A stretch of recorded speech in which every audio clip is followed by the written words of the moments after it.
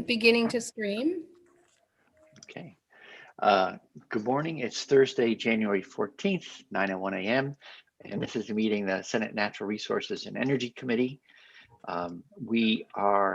So just as a general point of information for members of the committee and anyone who follows this committee from outside, at least for the time being, Senator McDonald and I are still members of LCAR. They reappoint that committee in February, so we'll find out then if we stay on.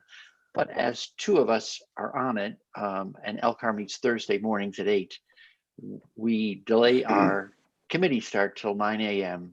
routinely on Thursdays. So we'll see what the Committee on Committees does and if that continues to be our routine or not. But we're not, LCAR doesn't meet next week, so. Right, so Yep. Next week we are clear. There's no rules pending. So, and in terms of what we're up to today and some more of this tomorrow, we're continuing to visit with operating areas to, good morning, Senator Westman. Good morning. We're continuing to visit with the operating areas to say, how has it been going in the last 9 months with response to the pandemic and how it's affecting your area? And looking forward, what should we be aware of in terms of impacts on your programming and maybe funding needs as well for the next 9 months, let's say, something like that. So our first guest is Deputy Commissioner Allen from Department of Public Service. Good morning, Riley, how are you? Good morning, it's nice to see you all. Good to see you.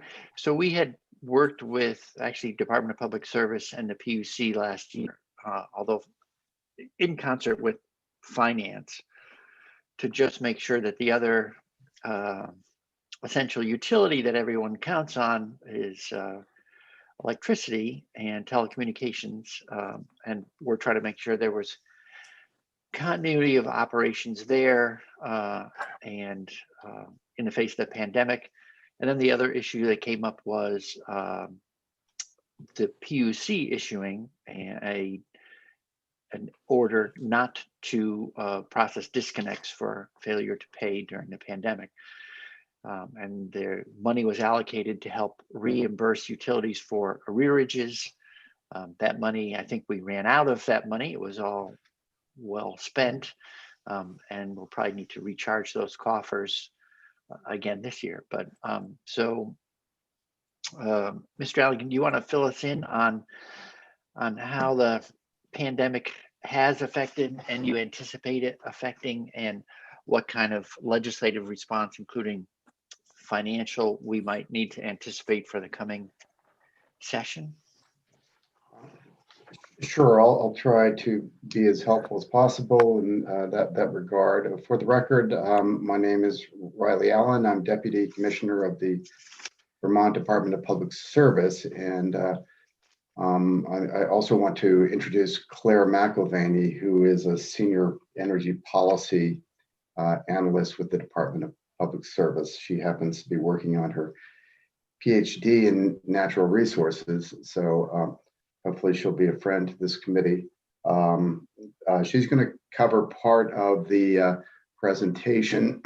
What I thought I would cover is two topics. One is, what has the implications of the pandemic been on our electric utilities, at least as far as kind of the flow of retail sales of electricity. We think that, and I think our economists, legislative economists and administration's economists agree that the retail sales metric is actually a fairly timely and useful metric in terms of gauging kind of what's going on out there in the various communities in Vermont and statewide.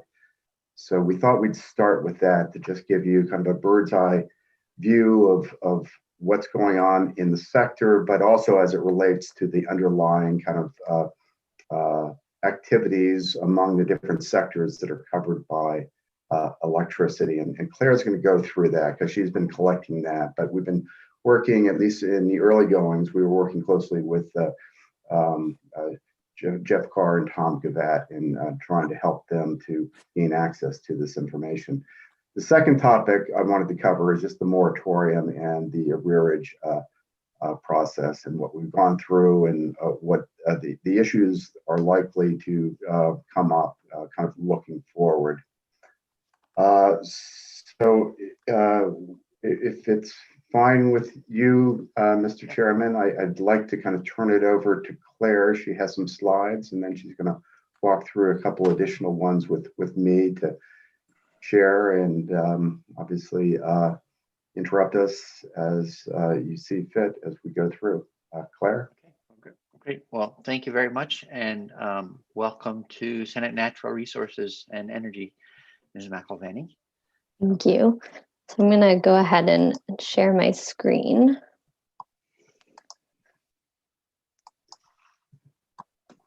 And hopefully everyone can see those slides. Not yet.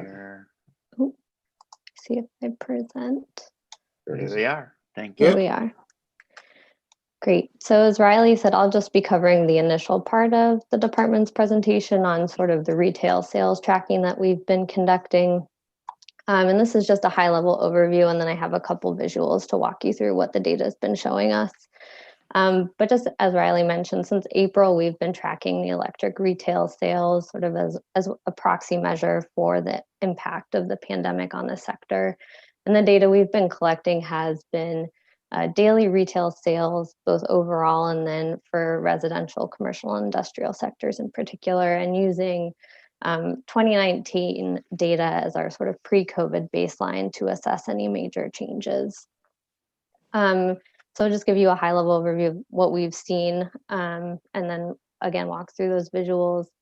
So the onset of the pandemic, starting March and April, we did see many of the utilities when the state experienced reductions in total electric sales. This was on average between 5 and 10% compared to that 2019 baseline. But of course, there were variations across jurisdictions in the state, and I'll touch on that a little more specifically in a minute. And these reductions were primarily driven by reductions in electric energy use from the commercial and industrial sectors, as much of the economy had to shut down. And then moderated somewhat by an increase in residential electric sales as we all stayed home to comply with the stay-at-home order, and much work and school transitioned to remote.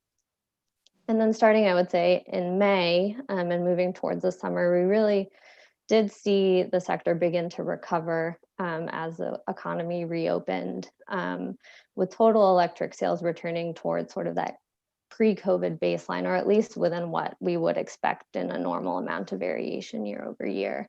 And with that recovery, we've actually seen sort of a persistent uptick in residential sales, perhaps signaling that there's still an increased number of folks who are staying at home, and sort of a persistent, although not as severe as we initially saw, downtick in the commercial and industrial sectors.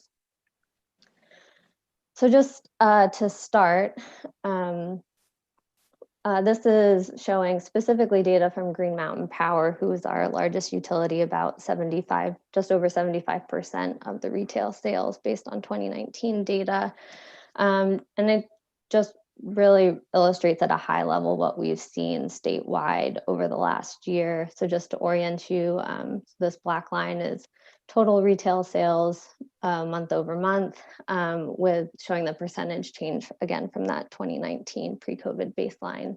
And then the residential sector is shown in blue, and Green Mountain Power was actually able to break out their commercial and industrial sales into large and small, so we can see the different impacts. And like I said, we sort of see in the initial months this uptick in residential sales, which has largely persisted over the year, and then a more severe downtick in the large and commercial, with a slightly more severe impact on the small commercial industrial sectors.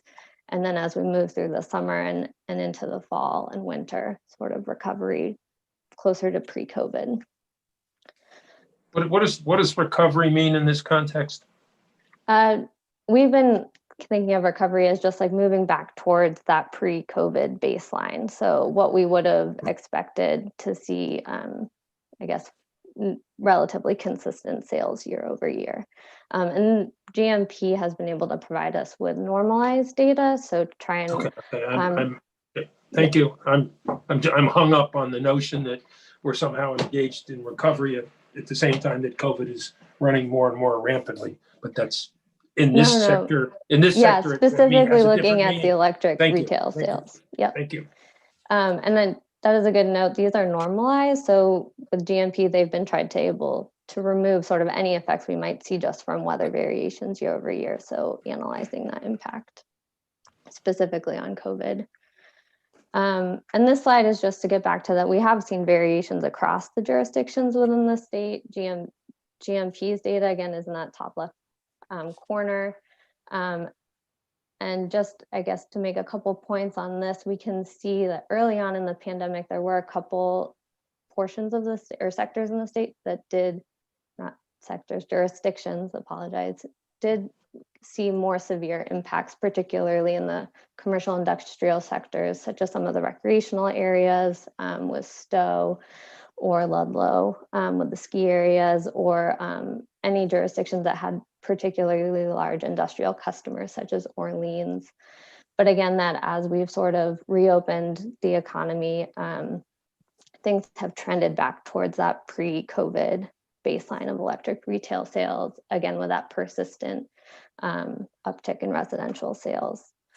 And what does normalized mean?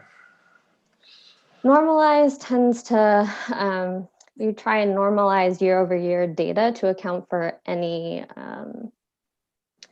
variations. So with this data particularly, we're looking at the impacts of weather, which of course can have a large impact on the number or the amount of energy that's consumed. So Green Mountain Power and Burlington Electric were both able to provide us with normalized data. So they were trying to remove any impacts of weather. We did have a particularly, for example, warm or beginning of the summer. So in June and July, some of that uptick in residential sales was actually also likely caused by just warmer weather.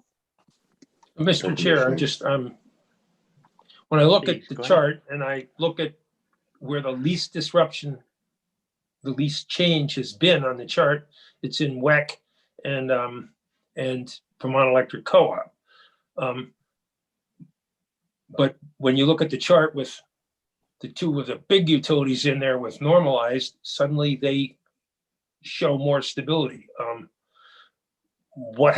How would you compare those normalized to everything else that was normalized if all the rest of the utilities were normalized?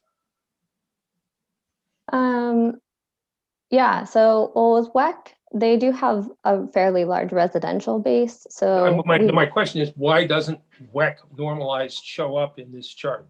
Oh, they just simply weren't able to provide us with data, and we weren't normalizing it ourselves. So I would expect, had the other utilities been able to provide us with normalized data, that we would have seen. I understand that, but if it doesn't show up for all the other utilities, why is it in there for these two utilities? The two utilities where it's there. It doesn't seem to be apples to apples, and that's the end of my question. Thank you very much. Yeah, no, it's a good point. It's just purely for comparison to show the effect of normalizing the data. You can't compare it to all the other utilities, so it's doesn't serve a comparison purpose. So, but that's my point. So I'm done. Okay. If I could just, Claire, I mean, Senator McDonald, you can compare the actuals to the others. The actuals are apples to apples. It's just looking at the data with and without 2019 data and then 2020 data with the COVID. We just had access to the normalized data for Green Mountain Power in Burlington. We included them, and I apologize if that's a distraction. No, don't apologize. You've just said what I said. You have about 12 apples on there and you have 2 oranges, and I wanted, for the purpose of the chart, you ought to get rid of the 2 oranges unless you have 12 of them. But thank you. Okay. Any other questions here before I move on? I just have one more. No, please go ahead. Okay. Thank you. And unfortunately, I do have both apples and oranges, so I apologize in advance. Okay. But this is just simply to show in aggregate what we've seen sort of year to date, starting in roughly the middle of March, which is where we've been saying, we really began to see the impacts of the pandemic, although the governor's stay-at-home order did start a little bit later than that. What have we seen in electric retail sales on aggregate? And this sort of to the far right, the column highlighted in green is Vermont as a total. And we've seen roughly what I've mentioned before, and that the total retail sales represented in black are roughly similar to what they were in 2019, with that increased in residential retail sales and decrease in commercial industrial sales roughly balancing out on aggregate.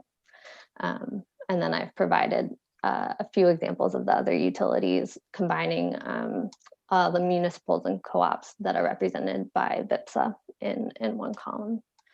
And yeah, so if that's the conclusion of the slides I had, and I can turn it over to Riley unless there are any specific questions. Great. Well, I have a question. I don't know if it's for you or for Riley. To what can you say something about how a loss of volume of 1%, which sounds quite modest, flows through into rate impacts? I would defer to Riley on that one. Yeah, that's a bit challenging. I mean, I can just do the kind of the mental math, and we have essentially all the collective of electric utilities is roughly $850 million in revenue. So 8.5 million would essentially be a 1% reduction. But with that 1% reduction in revenue is some costs that are essentially avoided in the process, because it costs something to the operating costs of delivering that electricity is, not insignificant. But with the low, what we call marginal costs or low incremental costs associated with those retail revenues in current market conditions, probably a disproportionate share of that 1% is really lost revenues to the bottom line. So, if I were to wing it, I would say that probably 6 million of that, roughly $8.5 million goes to the bottom line. And so that affects their profitability or margins, to the tune of maybe 3/4 of 1%, something like that. Okay, well, thanks. I just wondered between arrearages and a loss of volume, when you put the two together, what kind of pressure that's putting on the utilities? Yeah, I think it's, it began kind of scary back in the early months, and that's when we sort of started really focusing in on the revenue. I think this is retail sales, but it doesn't necessarily reflect the dollar volumes here. Residential rates tend to be higher than the commercial and industrial rates. So the revenue implications actually may be pretty close to a wash, when you kind of make adjustments like that to the numbers. But in the early going, it was looking kind of scary, I'd say. Right. Okay. Well, great. I mean, that's good news. I actually am happy to see how close to normal they've ultimately recovered to be. So, Mr. Chair, returned to be. I don't want to use that word recovered. They've returned to levels close to prior level. What can I say? Mr. Chair, Senator McDonald. Yeah. Just the chart shows total electric use during these periods, not electric use at different times of day. Is that correct? That's Yes. right. Yes. So if we were to wish to get the answer to how it affected the different utilities, we would probably look first to see whether the changes in use were spread throughout the 24 hours or were concentrated during the peak demand times, would we not? That would certainly be sensible. Yeah, I agree with that. Do you have any, so to try and analyze what's actually going on, have you done any peak demand comparisons, rather where the costs are more volatile and would have more effect? And do you have a chart to show that? We probably do in our, I mean, that's kind of information that I know that Tom Gavette has been kind of sharing, using essentially the information that he's been collecting directly from Green Mountain Power. And as Claire mentioned, they represent essentially a disproportionate share. Thank of the you. state. We'll have an opportunity to speak with him soon. Thank you very much. And just at a high level, we were receiving also data from Velco on the system load. We don't have it broken down by class, but the average load profile for the day looks relatively similar year over year. Once we get into June and July, there were some slight reductions in April and May. But yeah, they're relatively similar year over year. We would probably see more differences once you get into the classes. Well, that's, of course, the weather related stuff would look similar. The question was, how is changes based on COVID? Where do they show up most? And I think Riley said they would show up most in be likely to look at the peak demand areas where electricity is more expensive. And that was my question, and the chart doesn't show it, and we've been told that maybe Tom Gavette will share that with us. Yeah, we have that data, and we have looked at that data, that data is also available through Tom Gavette. So we'd also be happy to come back with a chart. Thank you. Thank you. Okay, Claire, can you advance to the set of slides? Yeah. So what I wanted to cover with the committee were really kind of two interrelated topics. It's the topic of the moratoriums that have taken place and are still in effect at this time, and the related topic of kind of overdue balances and the need and the response of the legislature and the state through an arrearage program that spent the better part of the last kind of 6 or 8 months kind of working on. But to start with, I'll start in on the moratorium. Recall that on March 13th, we had a state of emergency declared. The Public Utility Commission responded to a request from Vermont Legal Aid, almost immediately after the state of emergency was declared, and issued a moratorium on disconnections. The moratorium was extended to essentially the community water and wastewater systems through legislative action. And on October 15th, the public utility portion of that moratorium that covered essentially the landline, electric, and natural gas systems, and a few of the private water systems was temporarily lifted. I think that was in response to their interest in helping to motivate customers to work with their utilities. And then the arrearage program concluded on December 15th. We stopped receiving applications at that time. And I believe it was the 18th that the commission actually issued an order that reapplied the moratorium. So that date, last date is incorrect. It should be the 18th. But that's when the arrearage program ended. So I'll pause there if there are any questions. Okay. Just one quick question. So the water and wastewater moratorium was never lifted temporarily. Is that correct? Not as applies to at least the community and municipal systems. I think that also extends, frankly, to the private water systems. Okay.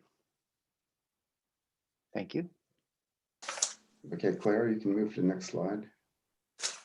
So this is just a timeline. So just backing up a moment, in June, the legislature passed legislation that later became Act 137 that was signed on July 2nd. That covered a lot of broadband and telecommunications related activities, but Section 20 of that Act covered the arrearage program. It provided $8 million of the CARES Act related funds to provide assistance to businesses and households that were adversely affected economically by the pandemic, and was a call to provide some measure of assistance to those with accumulating arrearages. This was informed in part by our work with the utilities, and the utilities have been great partners throughout this program and in providing the information that we shared earlier on the retail rates and revenues.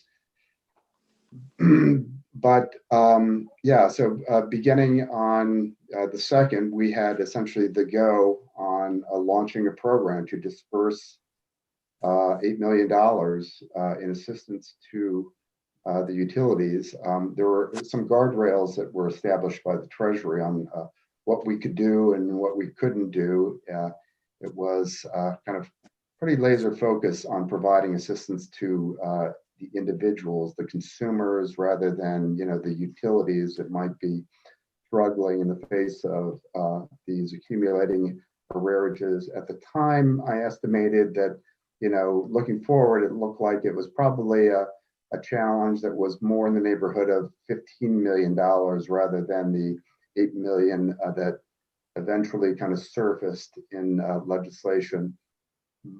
But $8 million was what we had to work with, and we created a program that was officially launched. So it went live on August 14th, and you can see that there was some pent-up demand in the early going. The activity, the dollar flows essentially are the numbers below. So we received a quick kind of tranche of early applications. Almost 250,000 were kind of flowing on a daily basis for at least a short while. And then it kind of slowed, and you can kind of see the peaks and valleys there. Typically, most of the applications and activities represented here are just the daily cycle of the weeks. But you can see that it gained some ground with some additional marketing and activity and news, press releases and the like in kind of the September, October timeframe. But the numbers seemed like they were beginning to dwindle. And then in mid-October, the commission lifted the moratorium on the disconnections. And that combined with the addition of the community water and wastewater systems that occurred, in the last kind of 6 weeks of the program, helped to kind of create a little bit of a second wave of demand and helped us to kind of reach our goal of expending all the money. So funds were augmented twice during this process. Once in early November when the Joint Fiscal Committee met, and then again on December 21st when there was an additional tranche of $300,000 added. So all in all, it was an $8.8 million program that involved roughly in excess of 200 partners kind of working with us to do the reviews that included mostly the utilities themselves through portal access to the software program. And it concluded on December 15th, and we're still essentially working through some of the nits and gnats of some pending applications that weren't kind of processed because they got stuck in the software system for one reason or another. But this is a visual of what has transpired and how the monies flowed. We estimate that there were still probably a pretty sizable number of arrearages that would qualify under the program. Part of the challenge is just getting people to apply to this program. So I'll pause there and field any questions. Sure. Looking around the committee to see if there are any questions. I do have one. So basically, like, area under the curve is 8.8 million. You've expended all of it. And then can you walk us through the process? The individual who has an arrearage, the account holder, whatever, ratepayer, they make the application, and then the monies, are they awarded to that ratepayer, or are they then distributed back to the utility to, in essence, assure that they're applied to the delinquency? I'll answer that in a moment, but that the number in that blue area is about 8.5 million. There was a couple $100,000 for the software costs and overhead and administrative costs that had to be separated out. But with respect to the process, so we were essentially laser focused on providing assistance to the end user. So it was a focus on consumers. It had to be. That was just a matter of kind of following Treasury guidance associated with this. But we realized in kind of setting this up that there was some efficiencies that could be in practical considerations that could be kind of overlaid on the program. And we found that we actually could kind of go through a process that had end users actually applying for the assistance that was needed, but structure this in a way that made it relatively seamless for the end users, leveraged the utilities, but the payments actually went directly to the utilities, or at least in probably 99% of the time, it went directly to the utilities to be credited against the customer accounts. So the customers would apply, their application would be reviewed, and the amounts identified by the utilities. That was then approved finally by a host of 5 or 6 people in a sequence that led to an award that would be issued. And following that award, the actual payments would flow directly in a bulk payment to the utilities with a list of the individuals that were to be credited by that amount of money. And did you see Mr. any, Chairman, Senator Westman? No, when you get through your I don't know how to raise my blue hand on this. It wouldn't it didn't show up. Well, and so if you just flag me down verbally or just put your hand up. That's what I'm doing now notice. when it's my turn. All right, thanks. We're still getting our signals down between pitcher and catcher. I'm just wondering if you saw a difference, Mr. Allen, between the level of participation depending upon utility. For some utilities more successful at letting their customers know this was available, so they had higher participation rates, or yeah, I mean, I certainly was a lot of variability among the different systems. I think part of that was, well, part of it was a function of sector. Some sectors weren't as adversely affected as others. So natural gas, for any number of reasons, didn't seem to be as kind of adversely affected as a lot of the electric systems. I think almost 90% of the funds ultimately flowed to the electricity sector. I think it's 88% actually flowed to the electric side. That's actually my next slide. But yeah, I'd say there was some variability. I mean, there were I think yeah, it's hard for me to kind of get behind, the various techniques that were employed by the different utilities. Some of them have an inherent advantage because they're just small and very condensed.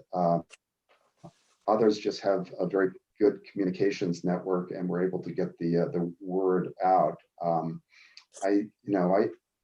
There weren't, I mean, in general, I would say all of the electric utilities did a pretty good job of leveraging and utilizing the program and functioning in the review in a very healthy fashion. I don't have a list. I can provide a list of essentially the company by company list. It is contained in the December PUC order by company, the revenues that were essentially derived by the program. But it wasn't just a function of their marketing efforts. It was really a function of who's stressed and which communities and utilities were most stressed. But it felt like the numbers that I was expecting to see at the front end. Originally, we had structured this program with pretty heavy guardrails. We were concerned that the monies were going to be flowing directly to some systems or utilities that were essentially better positioned to leverage and market the program. And so we created kind of guardrails around how much each utility could realize from the program. But we realized essentially 1 month into the program that those guardrails weren't needed. What we really needed was to just kind of open the spigot, so to speak, and lift the guardrails and encourage applications and processing of these applications as much as we could. Okay, great.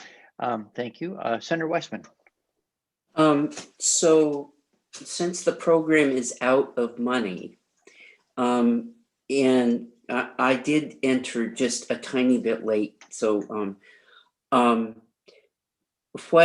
how far behind are people?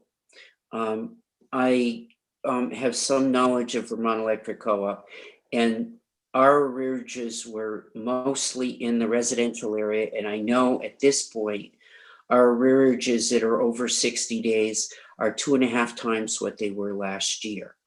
So I'm trying to understand from this as I look forward, and I know where people are now, how many people are behind on their bills now, and what the field of all of it is.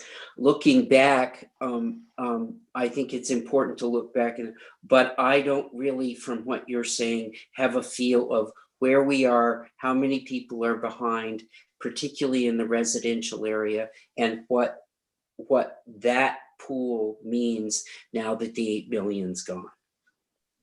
Well, I did ask a couple of the larger systems to give me some information to help me kind of assess where we were kind of looking forward. Based upon that, at least in terms of the dollar amounts, it was in the neighborhood of, I'd say, 12 million. So we just ran through an $8.8 million program, and at the end of it, when I kind of compare the 2019 numbers to the 2020 numbers, we're up above essentially where we started back in June when we were. But in terms of numbers of customers, it's in excess of 10,000. If you give me a few minutes to kind of pause and look at my information, I can give you numbers of customers. So what I get that, but what I don't get, what would be helpful to me is if I got a one-pager for the state and said, when you're talking about people that are behind, is that people that are behind more than 30 days, behind more than 60 days, more than 90 days? Yeah. Are they all in residential? Part of the problem for the utilities is you've covered some of that, is the utilities didn't apply for this money. The individual applied for the money. It went directly to the utility, but it was money directly. It was money based on the bills of the individuals. So I don't have a feel of who's behind, what information we have about who's behind, how long they're behind, and of that 12 million, is that 12 million half people that are only 30 days behind, or? Yeah, so if I can try to answer some of those questions. I would say that's disproportionately the 90 plus day grouping, just using essentially one or two utilities as kind of a proxy for getting at this, but they represented kind of a disproportionate share of the total program. It looks like we have something in the neighborhood of maybe 25,000 customers that cross the residential and non-residential sectors that are struggling relative to a year prior. So $25,000 customers more, probably something in excess of that, because I'm just using the numbers from one system here. So just for my context, if I've got 25,000 customers that are somewhat behind, a field of how many total customers is there statewide for all of our utilities? So it's I think it's something like 300,000 customers, 300, I don't know, maybe it's 320 or 330,000 kind of statewide. So what you're telling me is it's something approaching 15% of all customers are behind. It's something, 30,000 would be 10%. So I would say that it's something just a little bit less than. A little less than that. Yeah.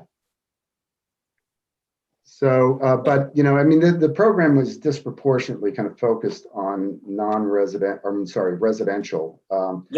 Residential in the electric sector, I think, was something in the neighborhood of 80%, close to 80% of the monies flowed to residential consumers.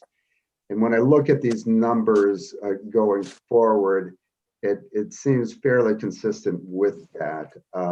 I'd say it's disproportionately kind of residential. I'd say, probably 80 to 85% of, the need out there is in the residential category.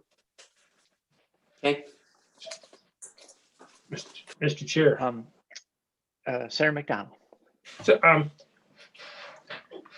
we're going to be asking our state agencies and people like Mr. O'Reilly a lot of questions in the next couple of weeks, and I share Senator Westman's concern of getting to wherever it is we're going, but I would like perhaps we could hear from the department, having gone through 4 or 5 months, what would they recommend that we do differently with the next batch of money and in the months to come? They're providing us with information that needs to be interpreted, and conclusions need to be made, and changes perhaps will be recommended. If we could get to those things, what they would like to do with new monies that was different from what they have already done with them, then we could poke some questions at that. But it seemed to me that speed things up, and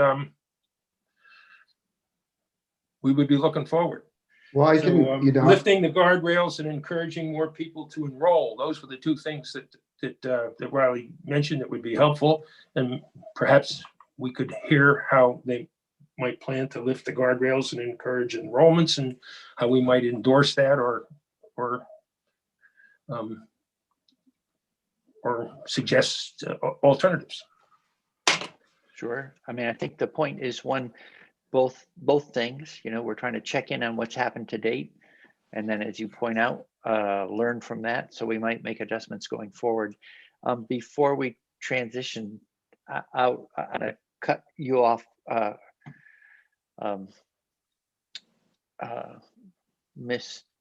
Well, I see Riley here, and oh, there you are. Sorry, people are moving around the screen, and Miss McElhenney. I don't know if you have more stuff that you want to share that you've already prepared.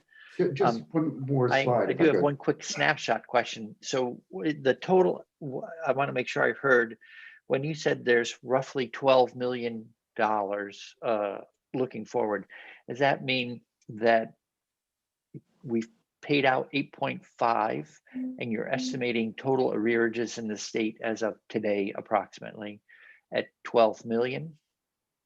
Or that you're anticipating 12 million in the next 6 months or something? I'm trying to see what the need will be overall. Yeah, no, it's, I'll try to respond to that as best I can.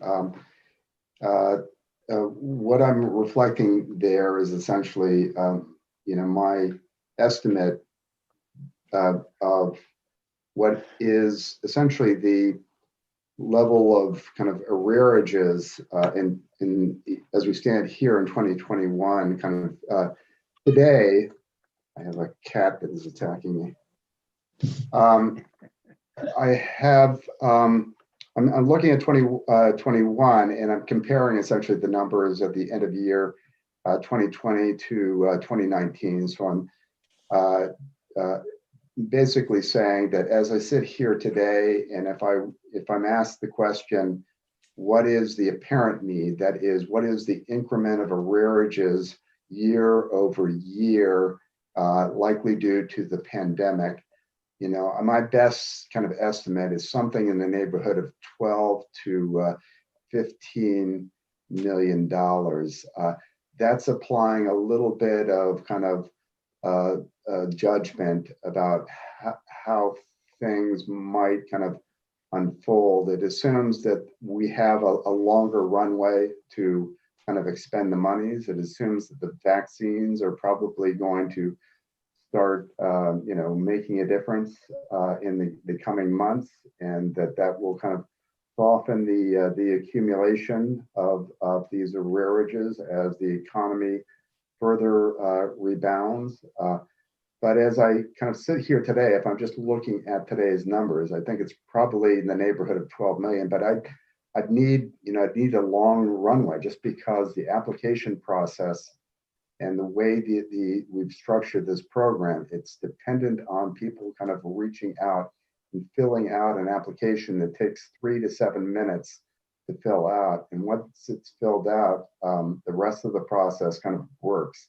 But it takes a long time, as the program activity chart that I'm sharing with you shows. Even after all of this activity, we still have, accumulated arrearages in excess of 60 days. That is in excess of 11 or 12 million dollars. Okay, so does that, I'm just doing crude math here, does that mean if someone to say arrearages attributable to the pandemic, you would total them up as the 8.5 plus the roughly 12 that you anticipate is still out there? So it's roughly a $20 million impact. Yeah, something ballpark. Okay. Yeah, I think that's given the rough math that we're kind of working with, I think that's about right. It's probably 20 to 23 million dollars. And then in terms of, and if you're going to go there in a future slide, I'll just hold this.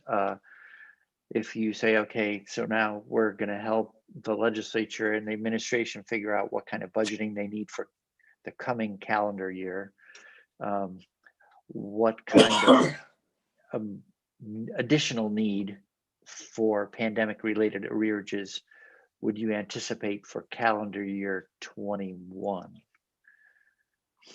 I'm sorry, are you referring to just the Electric sector, are you talking about including communications related activities, broadband and the like? Well, to stick with what we've been looking at, this is electric plus gas, is that correct? Or This is electric plus gas plus water and plus landline telephones. But 88% of this is electric. Okay, great, thank you. Right, so if we're going to stick apples to apples, then I mean, do you have just a ballpark sense of the overall need for possible support that we should be thinking about as we receive additional federal monies and we're looking at recharging those coffers? I mean, my understanding is that the way the program was structured over the last 10 months or last really kind of 5 months isn't kind of possible going forward, that there's likely to be kind of, and this is both residential and non-residential. I'm not sure that at least the COVID related relief federal funds that are available in the future will cover some of the elements that we focused on and targeted here. They're likely to be focused on residential, as I understand it, given my review of Treasury guidance, and it's likely to be, so it's a focus on residential and probably means tested in some way. So that 11 or 12 to $15 million number that I gave you before would probably look somewhat different. It would probably have to be adjusted by the differences in program activity downward. Okay. Thank you. Well, and what's the department's plan in terms of communicating with the legislature about the anticipated need? And then back to Senator McDonald's point about suggestions in any kind of legislation that will help you run a program that you think is more effective.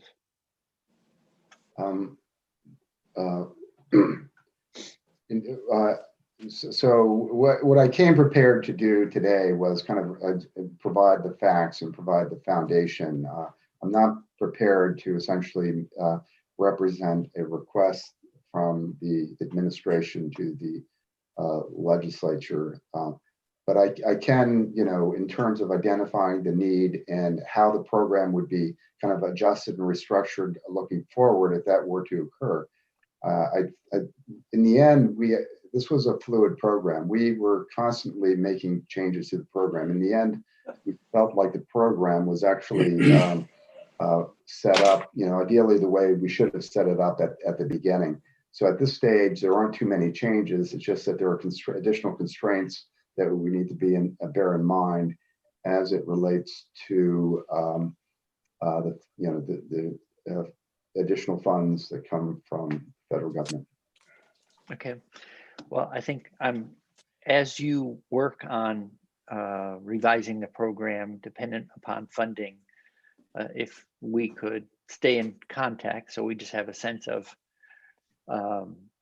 so that when we talk to our appropriations colleagues, for instance, we can be informed, give them an informed reply about needs and maybe alterations to the program itself to help you all deliver what you think will be an enhanced program. So if we have any role in that. Senator Westman. If I could ask, it would be very helpful to me if simply on one sheet, there are 25,000 people that are behind by, and break that down. How many are 30, how many are 60, how many are 90, and estimate the cost of that to make up that 12 million that you talk about. So I can, in a snapshot, have a quick picture of where we are. Okay, I'll do that if you can give me a few days to put something. Yeah, this is not, I want you to drop everything and do it, but I would think it would be helpful for our committee to be able to articulate the need going forward if we had a snapshot. Yeah, I'll be happy to provide that snapshot. And just so we're clear, the program that we implemented was focused on 60+ day arrears. In order to qualify for the program, individuals needed to, and we picked 60 days because there was a close nexus with the risk of being disconnected at some point in the future. 30 days, sometimes people just get sloppy or don't pay their bills right off, and that's not necessarily the number that we consider to be most robust. When it gets to 60 days, it looks pretty serious, and those are people in real distress, and that's kind of what we focused on. Yep, that's great. If the picture being created looking forward will, if there is any flexibility to provide any funds or look for other funds, I would say to you that in the new federal relief bill, they talk about housing, but if you have people behind on their rent, behind on their electric bills, and behind on their fuel bill and their water bills, it all relates to keeping them into housing. So I don't know what the flexibility will be around all of that. So okay, so I'll commit to trying to get some response to this committee sometime next week, if that's okay. That would be great. Okay. As far as Thank you. Yeah, okay. Thank you. I think it's early days, but we're trying to be prepared to have informed conversations with our other colleagues, for instance, approaches, and those working on the evolving new programs to respond to COVID. I thought I heard you mention you had more slides. So yeah, just one more slide. Yeah, I just wanted to give you a sense of proportion here. So we've actually covered most of this in the earlier slides, but it's so that's the amount of monies that have actually kind of flown through the program, and that's how it essentially, divides among the different sectors. I will say that the water wastewater category, community water wastewater category, came in late. That program, the original program, started on August 14th. The water wastewater category came on, I think it was November 14th.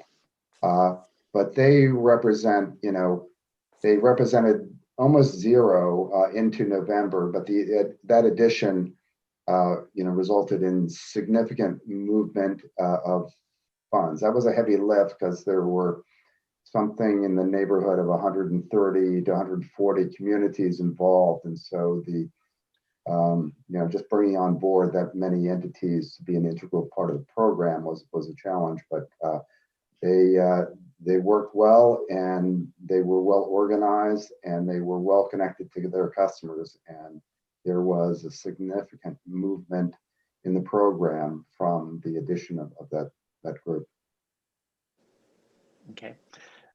As they were late arrivers, do you have a sense of there being more arrearages attributable to water and wastewater, relatively speaking, to electricity, or do you have a sense of their distress, financial well-being? We will have some witnesses on after to talk about water and solid waste. I mean, the only indicator I have is essentially the movement of funds. It was, prior to the onset of this program, I'd reached out to all of the utilities and sectors to gauge essentially need and to create the guardrails that I referred to earlier. So I had kind of carefully crafted what I thought was the apparent need and what was likely to kind of flow into the program.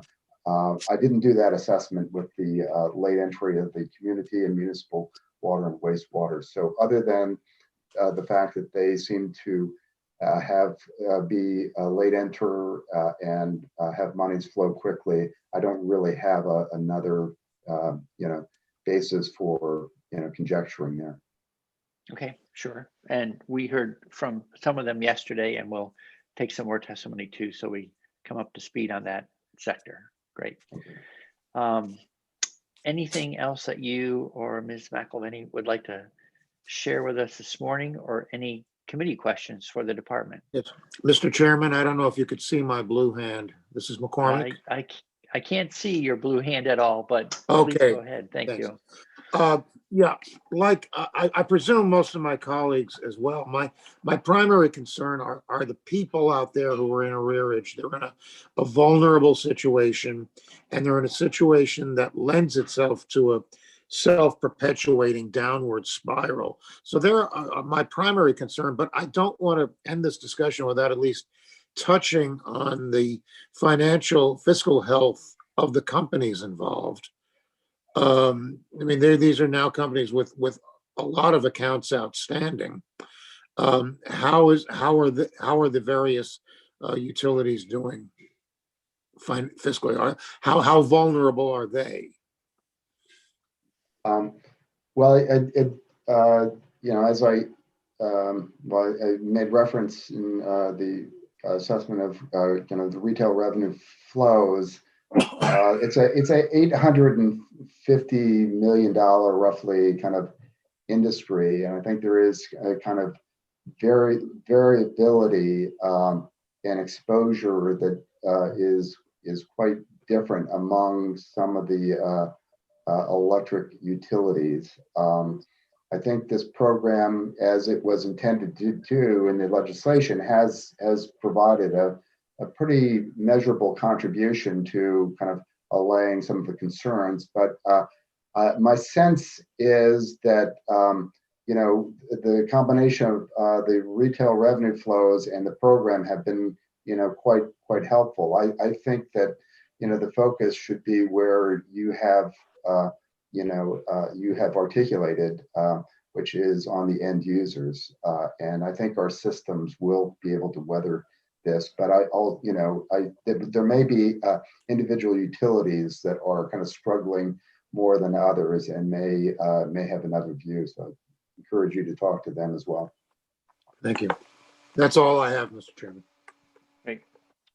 Well, thanks. If I don't see any other, well, I can't see blue hands, period, on mine. So if there are no other waving actual hands or voices, then I'll say thank you to the department for joining us this morning and bringing over that information. And let me check in with Jude to see if I'm not looking at our web page, if your slides are now going to be on our website for reference.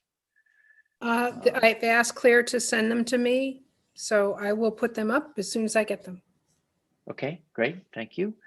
And with that, we'll go to our next witness, Mr. DePietro, and we're returning back to the water side that we started on yesterday. And I know everyone has things to do, so the department's welcome to stay and listen if you wish, or get on with other business at hand. So thank you very much. Thank you. I'll stick around a little bit. Thank you. Thank you. Bye. Thank you.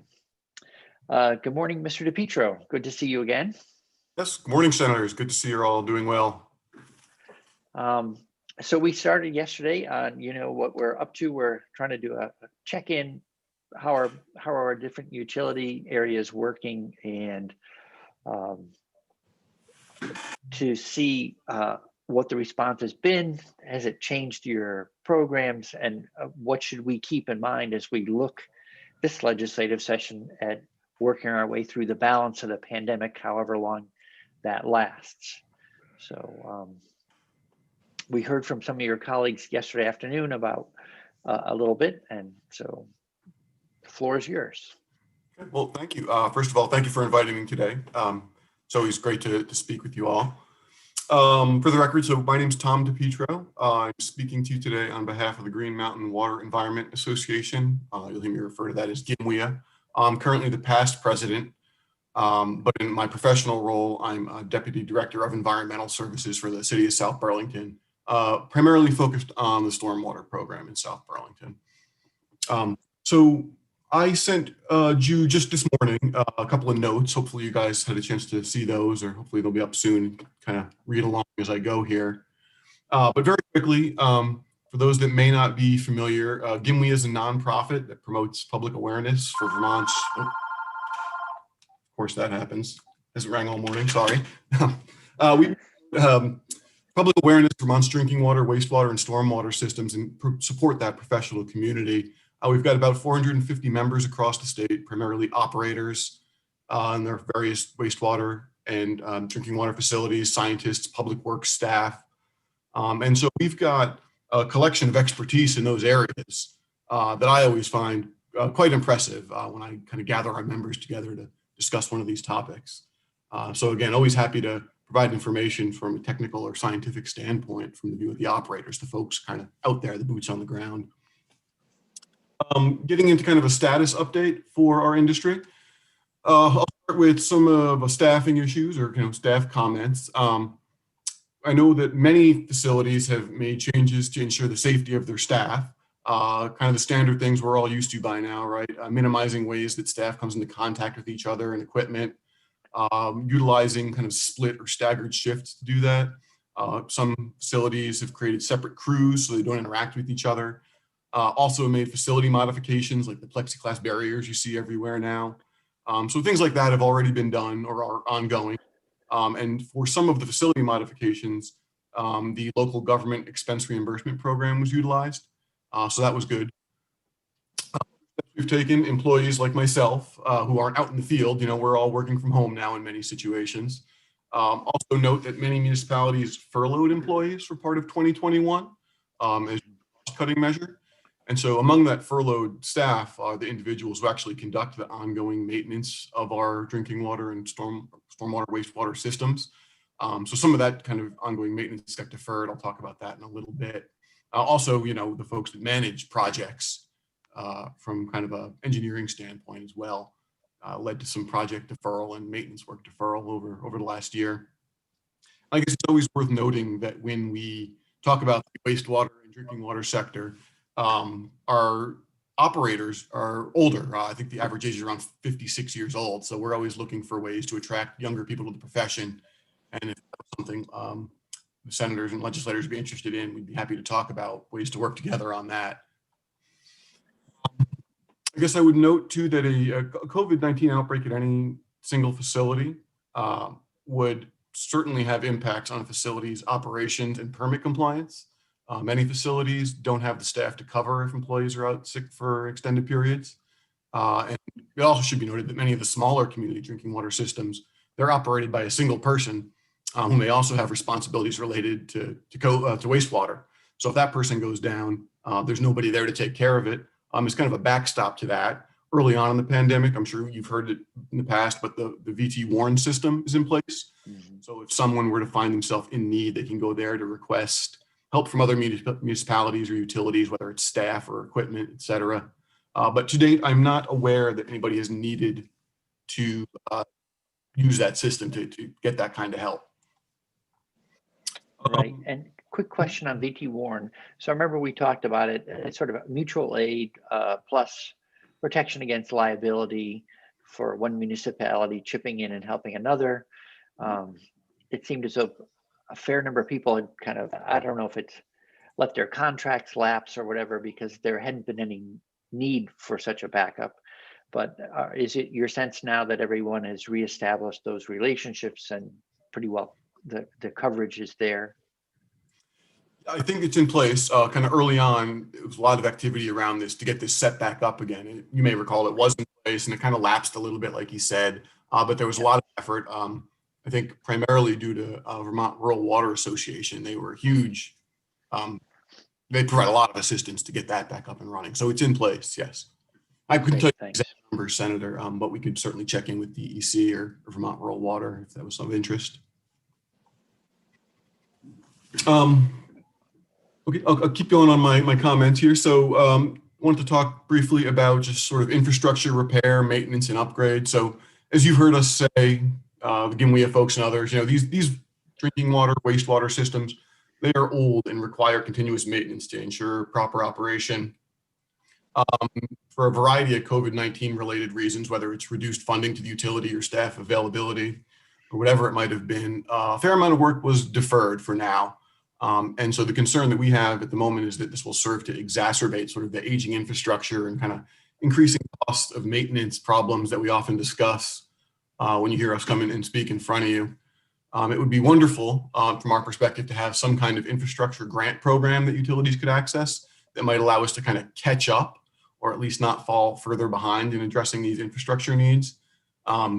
We always see that as a co-benefit too, because programs of this type, when you support sort of the water industry in our projects, you also end up creating jobs. And of course, we do these jobs to protect the environment and protect human health.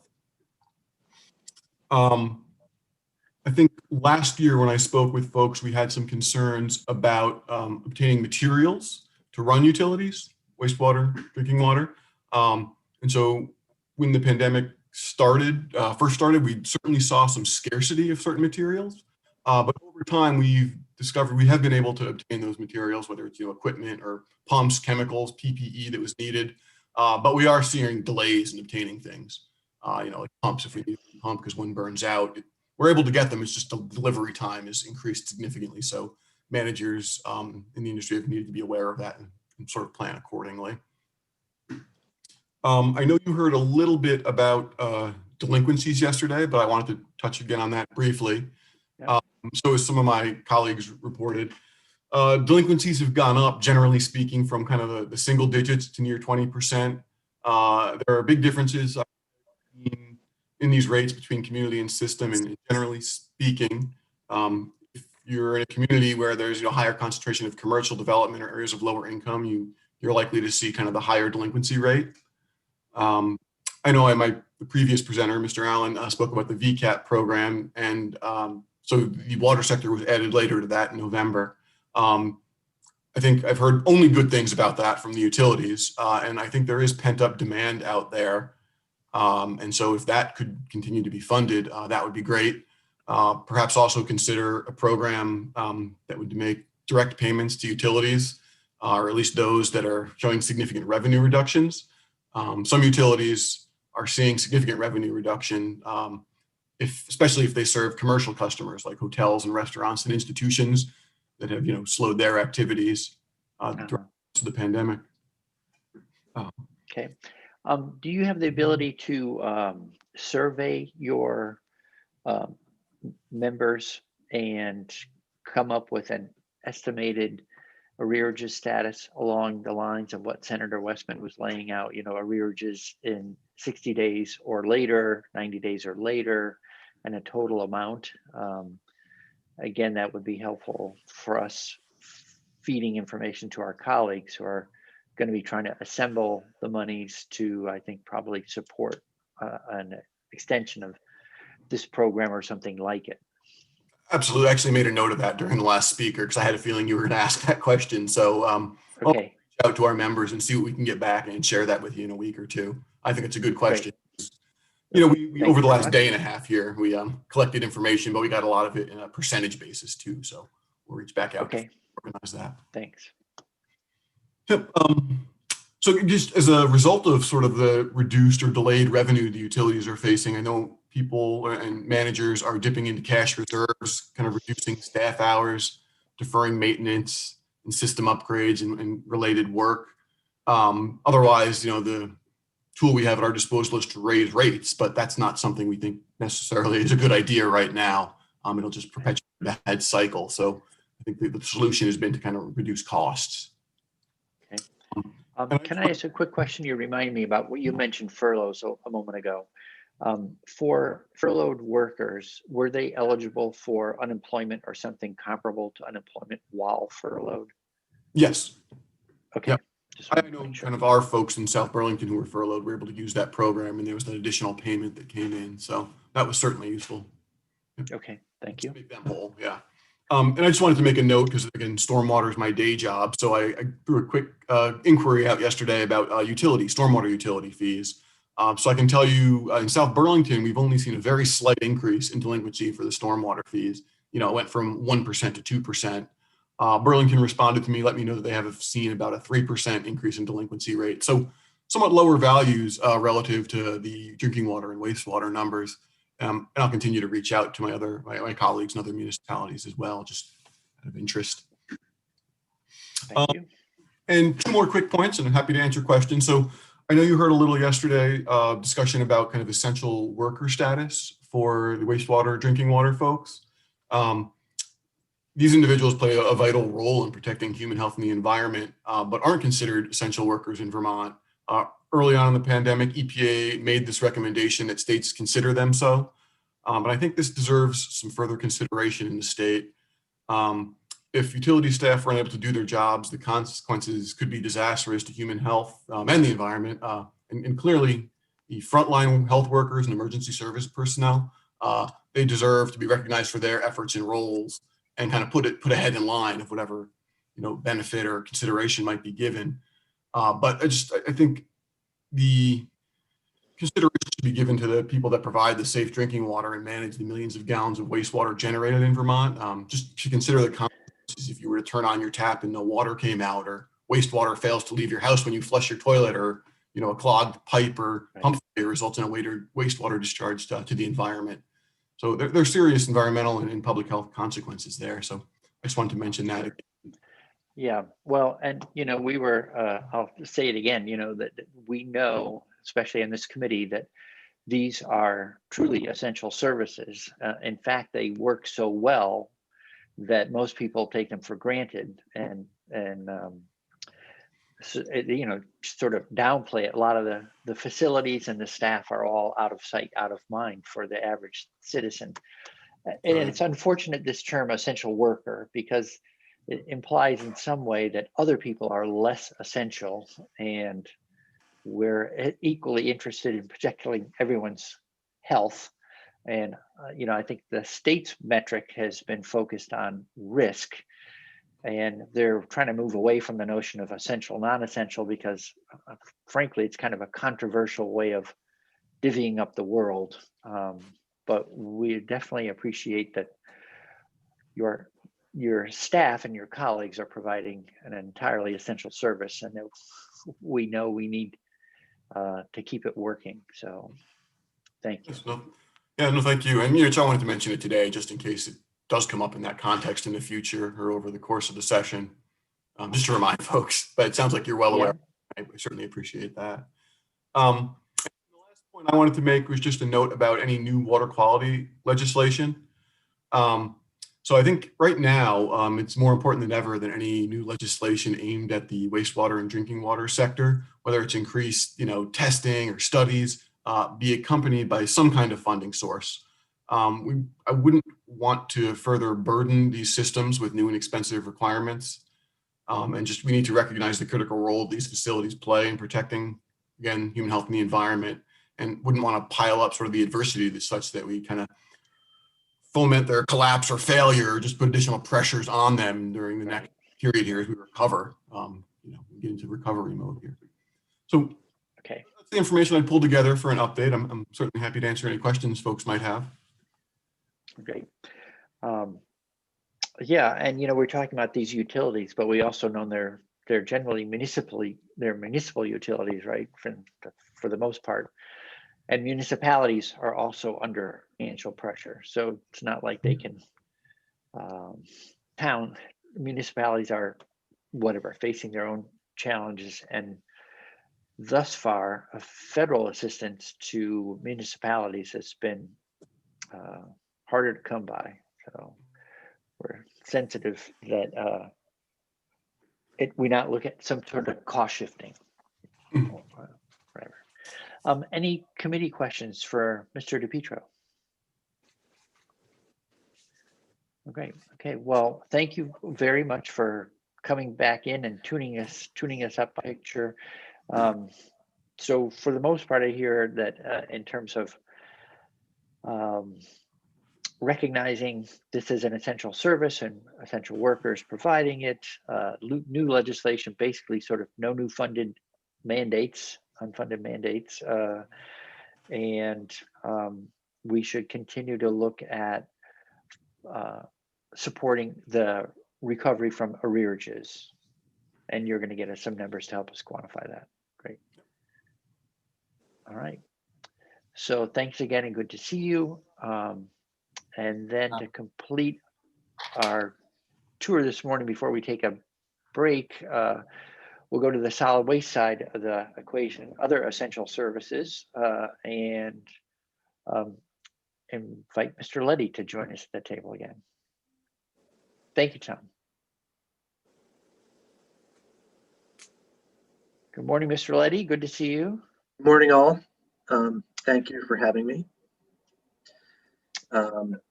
So you've been on the call, you know the drill. We're looking back where we are, and then we're trying to have a sense of looking forward, what we can do to continue to help navigate the pandemic and its Certainly. impact on your side.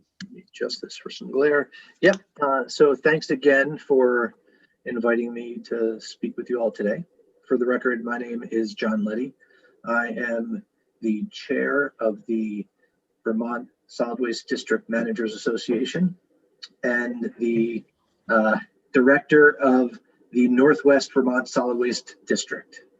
So that we manage municipal solid waste for Franklin and Grand Isle counties up in the northwest corner.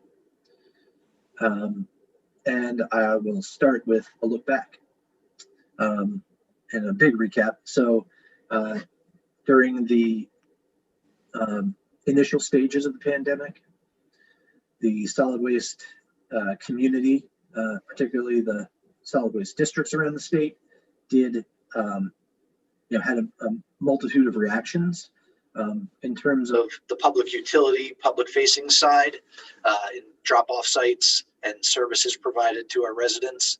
A lot of solid waste districts, we all maintained service. I don't know of any solid waste district that stopped direct services to their customers at all, but there were accommodations made.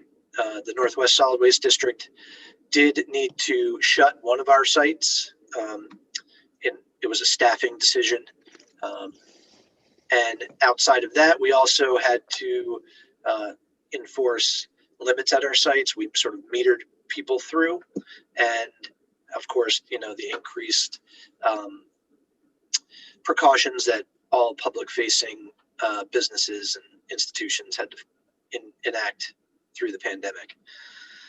And how is, sorry, quick question. Nope. So how's the health of your organization and staff? I know that there were a lot of concerns about exposure through trash, for instance, when we were all first getting brought into the pandemic. Yeah, I think there have been no exposures in our organization, and statewide among public and private sector waste services. I only know of one exposure, and that was at the Chittenden Solid Waste District.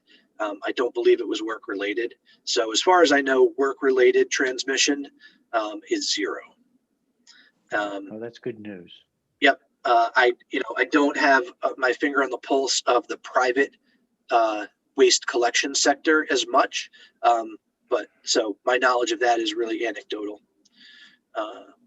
But we have certainly, as the pandemic has worn on, seen where the real dangers lie.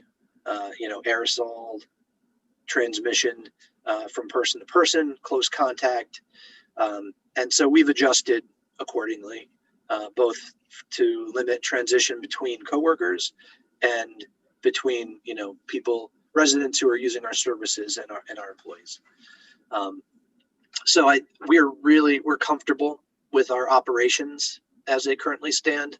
And even though transmission in the greater community has been up in the past couple of months, we don't really see a greater risk because we've maintained, limits at our sites in terms of number of people on site at once, and obviously wearing masks, social distancing. We've reduced our handling of cash when people do need to pay for services, instituted more credit payments, things like that. Okay. Did you have a question, Senator Bray? Well, yeah, I'm just, in terms of, have there been, so great to hear on the health side. And then how about financially? I don't know if volume is some of your other some of the other sectors on essential services are volume-driven income, and I don't know what's happening volume-wise on solid waste. So there was a reduction in volume in that initial phase, I'd say between March and June, because folks were laying low. They were not generating as much waste through shopping. We did see an increase in our services and our usage towards the end of the summer from July on. Some of that was, I think, the online shopping, which caused people to generate more waste. But we have not seen a revenue decline based on usage. So financially, our organization, and from what I can tell, other solid waste districts throughout the state have not seen a gigantic revenue slide.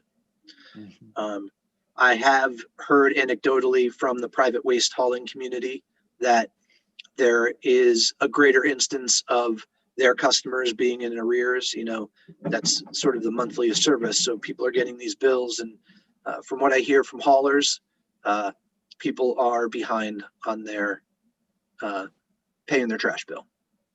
Okay. I've also seen anecdotally, or this isn't anecdotally, we've seen an increase in illegal dumping in our communities.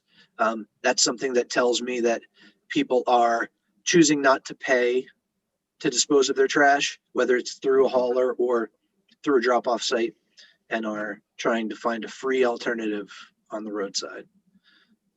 Okay. So it's not reached the point of being a great problem, but there has been some noticeable increase. Okay. And so for you, for the districts, are you sort of protected from the down arrearages in that basically all of us are on a pay-as-you-go program, pay-as-you-drop? Correct. Tipping fees occur at the time of tipping and all that sort of stuff, or more or less. Right. Yep. We do have our district, Northwest District, runs a food scrap collection program for compost, and those customers are billed monthly. We haven't had any increase in the arrearages there, so that sector hasn't been affected as much. Okay. Yep. I'm wondering if you could maybe just circulate an email to your colleagues and just see and survey just to make sure that we're not missing any MRF or solid waste district that's under particular financial pressure for one reason or another related to the pandemic. Okay. Yes. And how about looking, well, I don't know if you have any more things you want to report out about how things have been, or if there's a look ahead you also want to share with us while we're talking this morning. Yes, I'll certainly jump forward and look ahead. If we're looking ahead to future legislation, I think that areas of solid waste operations that could use a boost or use further programming are HHW, or household hazardous waste. That's a sector of waste collection that falls not primarily solely on the public entities, the municipal entities, solid waste districts, and individual towns. And it is by far the most expensive sector of solid waste. Obviously, you're looking to manage things that need to be handled carefully. Gasoline, cleaners, chemicals, and automotive fluids. And the number of companies providing that service has shrunk. Particularly traditionally in Vermont, household hazardous waste management has been done through one-day collection events held by contracted by towns through private companies. Those companies have shrunk, the number of them, and the prices for those services have skyrocketed. You all may have heard this before from some of my colleagues, but in the past 4 years, the cost for hazardous waste collections has doubled and tripled. Last year, the Upper Valley, Greater Upper Valley Solid Waste District paid in over $20,000 for two collection events. And that struggle continues. The Department of Environmental Conservation did provide to solid waste districts an infrastructure grant to help build out infrastructure to allow us to hold these collections ourselves and collect hazardous waste from our constituents ourselves, which is much appreciated. But we are looking forward, and I think following the model of extended producer responsibility, where companies who produce and sell hazardous chemicals into the marketplace to residents have to share some burden for the disposal of those chemicals. I think that's some way that we should move forward, and any legislature around that would be greatly appreciated. And solid waste districts have been working with the Vermont Product Stewardship Council to help move some legislation in that regard forward. Right. Well, before we go to Senator McCormick, who I see patiently waiting, on both those fronts. So we've had a household hazardous waste bill before that where it got pushed to the back burner. So I've asked to have that redrafted, and we'll bring that into the room. And then secondly, along the lines of what you're talking about with extended producer responsibility, same thing. So the group that you participated in this summer, we'll be bringing a bill into the room on that so that we can tackle it. And as you might recall, we had S227 that we passed last session out of the Senate, but it got to the House and then got sidelined because of the focus on appropriate, on COVID. So we want to resurrect that work as well. And there's always work to do on solid waste. So Senator McCormick, thank you for your patience. Thank you, Mr. Chairman. I don't want to, I'm not looking for a thorough answer to my question at this time. I don't want to dedicate that much committee time, but I do want to raise the issue. Many years ago, I actually reported the bill that created the whole structure of our solid waste handling. But many pieces of legislation have been passed since then, and I've been out of the loop during that time. I'm now getting sort of bombarded by outraged constituents about being told to pay for recycling. And I've got to admit, I was caught off guard. That has never been my understanding of the law, and I presume that I have misunderstood the law, not that something illegal is happening. At some point, I would like just sort of a tutorial on how this comes about, because the process for many years had been you pay to dump trash, you recycle for free, and that's the carrot and stick incentive and disincentive. So again, maybe not now, but perhaps just an email to me if you would. Yes. Or maybe, I don't know, if the chair wants to do some committee time on it, that's the chair's prerogative.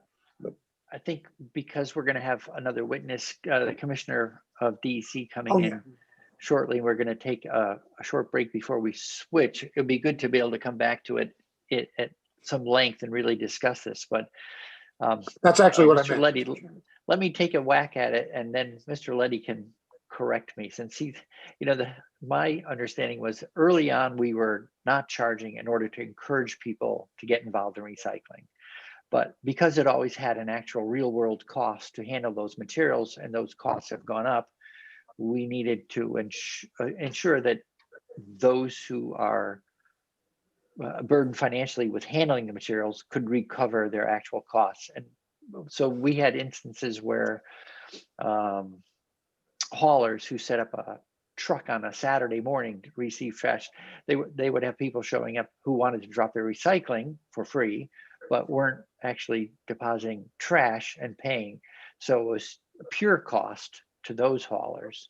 And so I think the evolution of the system is trying to capitalize on the fact that everyone knows we need to recycle. And now people know that there's always been a hidden cost, and it's becoming more transparent. Am I about on the right track? Yeah, one short question, and then we can move on, which is it up to the towns, up to the solid waste municipalities, whether or not to charge, or does the state require them to charge? It is up to the municipalities to decide whether or not they charge. They cannot charge a separate fee for recycling. That at a drop-off center they can. You're right, Senator Bray. From the trash hauler, on the other hand, the person who comes to your curb, they have to bundle fees for trash and recycling together, so that somebody cannot opt for only trash service and not recycling service. But it is up to the municipality or whoever's running a drop-off point whether they want to charge for it. Is up to them. Okay. Yep. Thank you. And Senator Bray was correct. Specifically, as costs for recycling have risen, in the about 10 years ago, recycling costs were low. I think we also weren't accepting as many materials, but we were exporting a lot of recyclables to China and other countries. 5 years ago, that export largely stopped in the country, which caused a lot more, a demand for market, and therefore recycling cost more. And municipalities felt that pinch and moved, as Senator Bray said, passing the cost on to those who were generating the waste. But it definitely is, a large topic for further conversation. There is, options out there, EPR for packaging, where again, manufacturers who are creating packaging that is a problem, help pay for the recycling system. Right. And Thank you. so there'll be an interesting thing to come back to. And Yep. it's a joke of mine, but it is not really a joke. I say that nothing brings us together more than trash. And it is true. It's a unifier. It brings everyone into the conversation. I have noticed just lately, happily enough, I got a package, and all the packaging material for one thing, the packaging was more clever. There was a lot less packaging there, and it was all sort of cleverly, almost like corrugated origami, so it held the object carefully, and then you could just flatten it out, and there was no plastic.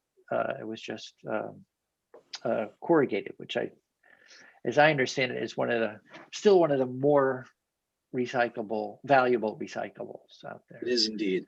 Yeah. Okay. All right. Any other, Mr. Letty? So we've jumped in a couple of times. Anything else you wanted to share with us while you're here this morning? I would just also share part of solid waste entities' pandemic response. I know there was a lot of discussion amongst districts was hazard pay. Our workers are frontline workers. They are dealing directly with customers and waste. And I know the Northwest Solid Waste District, as well as others, did utilize the Liger grant in order to provide hazard pay for our employees. Now, looking forward as to how long this pandemic will continue, and so if there is an opportunity for extending that Liger grant, furthering our municipalities' opportunities to provide hazard pay to those frontline employees, it'd be greatly appreciated, because again, that's that type of increased pay is unbudgeted expenses for us at this point. Sure. Can you, I didn't catch the acronym. So what kind of grant was this? We had called it the Liger. It's the,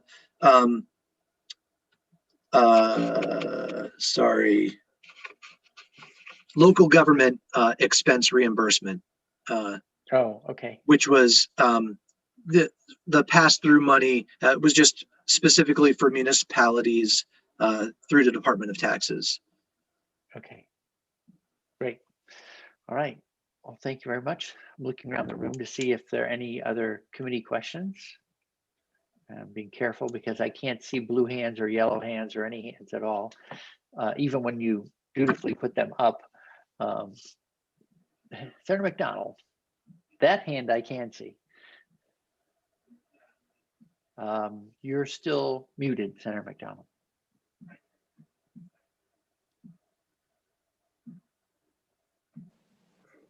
There you go. I please my committee members most when I'm muted, Mr. Chair.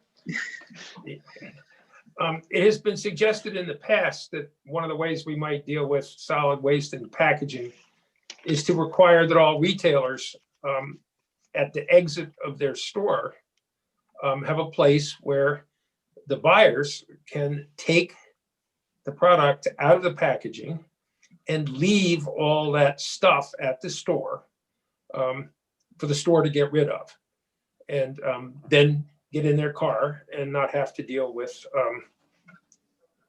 the pickup and the delivery and the stuff to the solid waste districts. Have we more people coming around to that notion yet as being a solution that would result in the stores demanding new packaging rules? There hasn't been a lot of movement in that sort of collection program stateside. I know that it is a model widely used in Europe, and in some extent, storefronts are a point of return in Canada. And I think under both of those systems, it is there are systems of collection through a producer responsibility program. So manufacturers are paying in part for that program. I understand that, yeah. And I understand those, and we know how those current programs have put you in the bind that you've just described to us. Yep. So I was wondering if we had any solutions to go to such a system which takes you out of the squeeze and says the retailer, you want to sell that stuff? You got to find a way to get rid of the junk.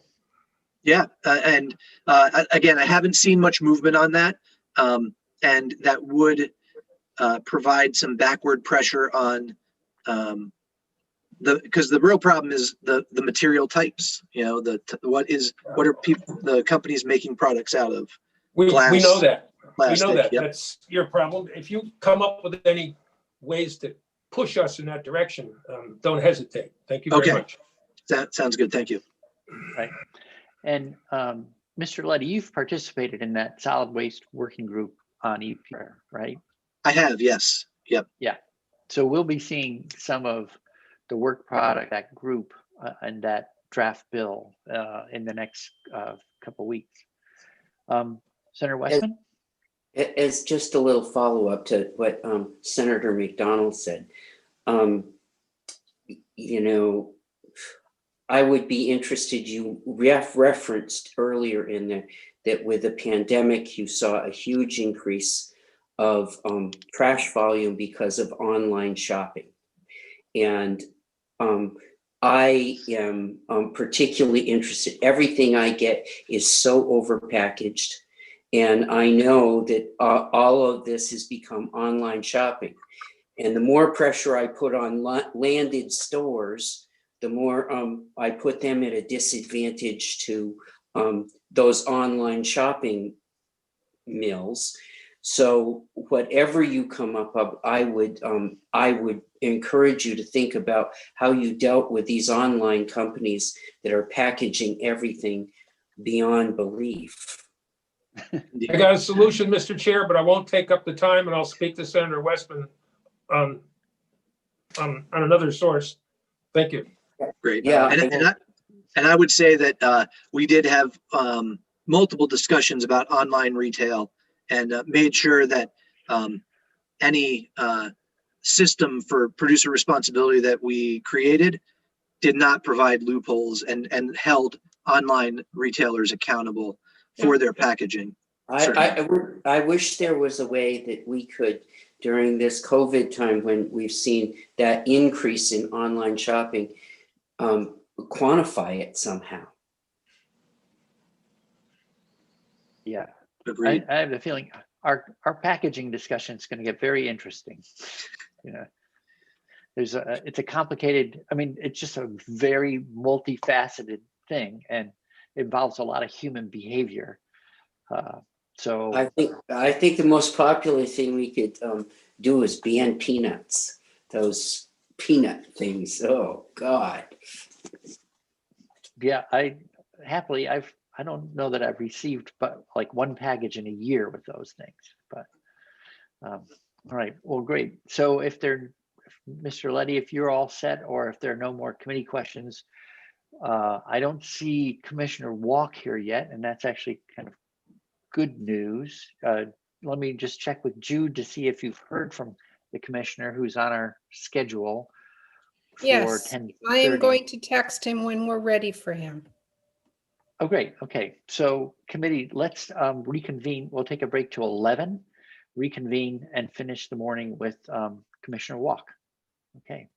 So thanks. Good to see you again, John. Thanks so much. Okay. Thank you all. All right, committee. Bye. So 13 minutes, 11 o'clock. We'll jump back in the saddle then.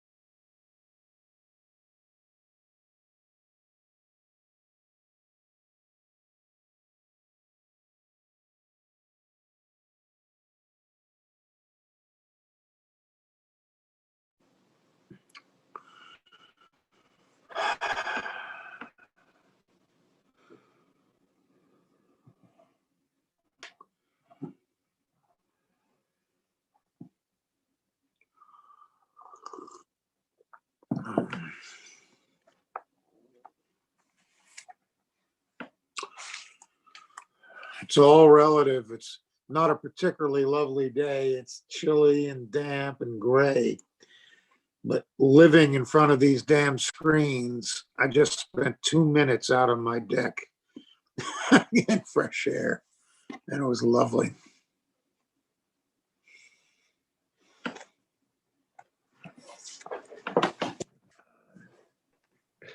Mr. McCormick, I absolutely understand. I spend all day, every day on these meetings, and I can see the outside occasionally.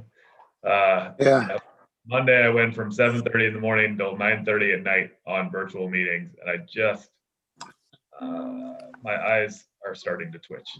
In warmer weather, I did the meetings outside.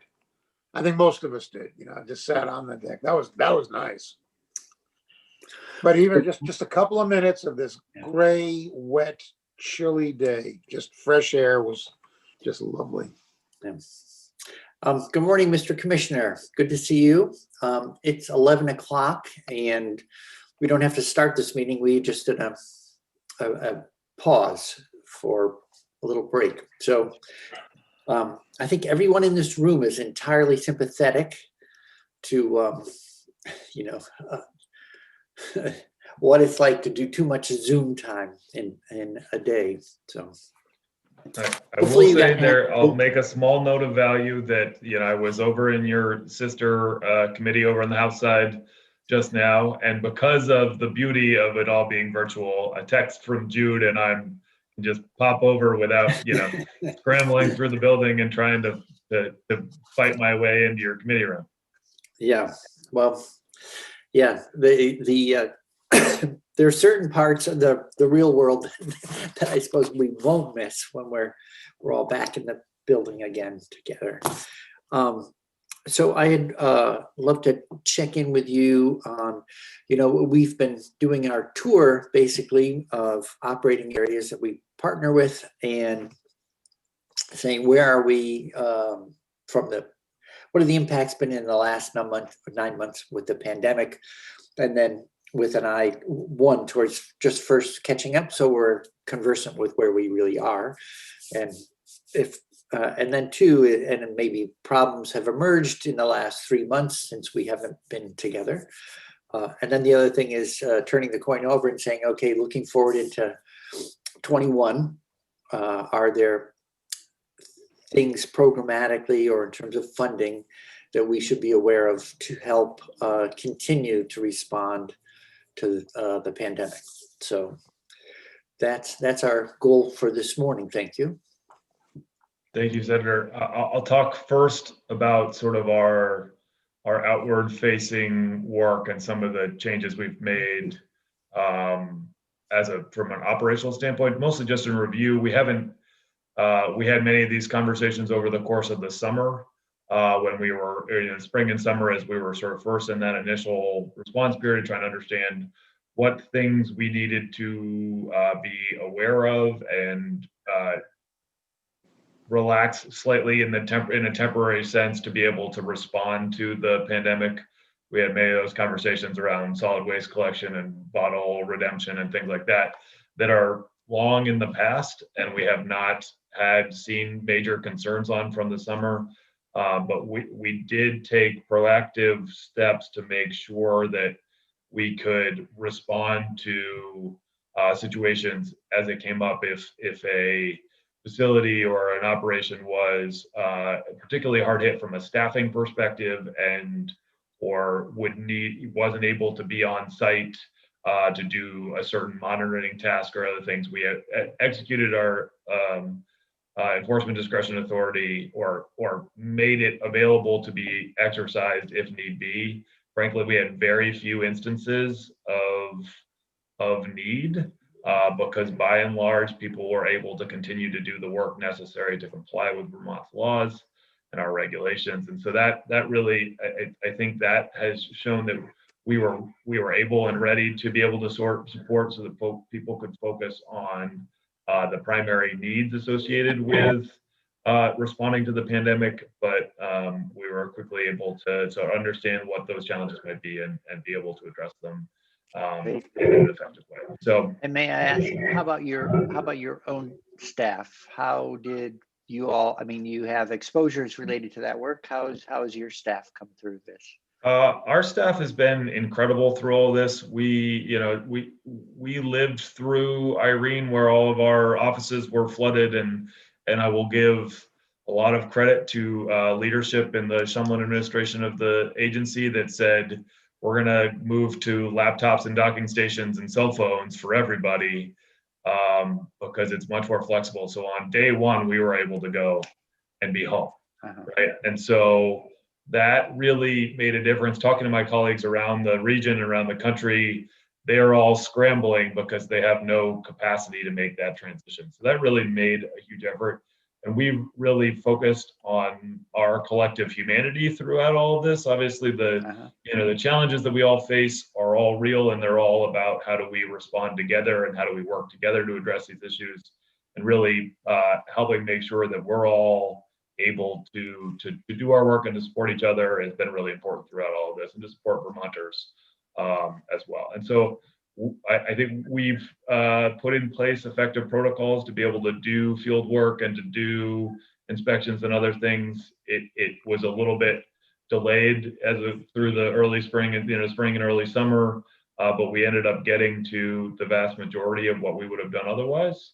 And so that's important, and especially important for maintaining long-term data sources so that we don't have breaks in that data and other things. And so really been a great opportunity. We have also had staff that have stepped up and volunteered with other state agencies that are more in the sort of front lines of doing this work.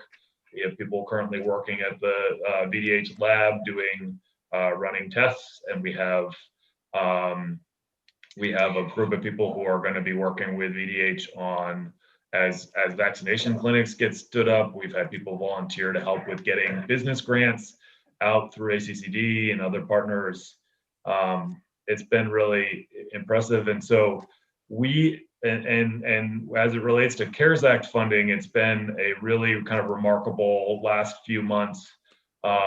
With JFC approval in July, started working with one of the state's vendor on standing up tools to make it easier for Vermonters to find out what permits they might need outside of having to come into one of our offices and talk it through with one of our permit specialists. So we've created an online, what we're calling a permit navigator, for you to go in, drop your, location of your property on a map, and all of the robust data that we have in our natural resources atlas populates, and then you answer a few questions about what you're trying to do, whether you're building a house or adding a deck, or and some questions that might guide you to what you might need, and then it provides you guidance and contact information then for where to acquire those permits. And that's something we've been thinking about for a while, but this really spurred us into action. One of the first things that we did was we have been moving towards online permitting for a while, but we've been doing it as we can and as budgets allow. And what we realized was we needed a kind of generic way for people to submit all sorts of permits and applications and payment, frankly, quickly.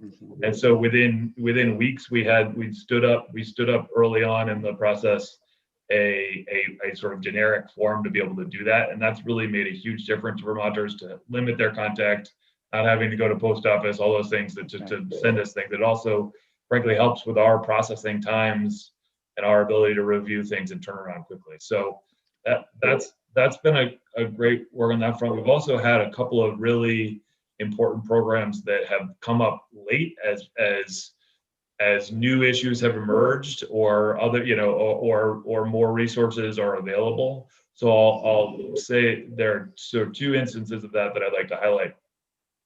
First is, as you all well know, we worked together to pass updated standards for above ground storage tanks. And this is the third year of a 3-year process to inspect all of those tanks. So many of those tanks were being red tagged and were coming due for replacement and couldn't be filled by our rules. We've done a couple of things.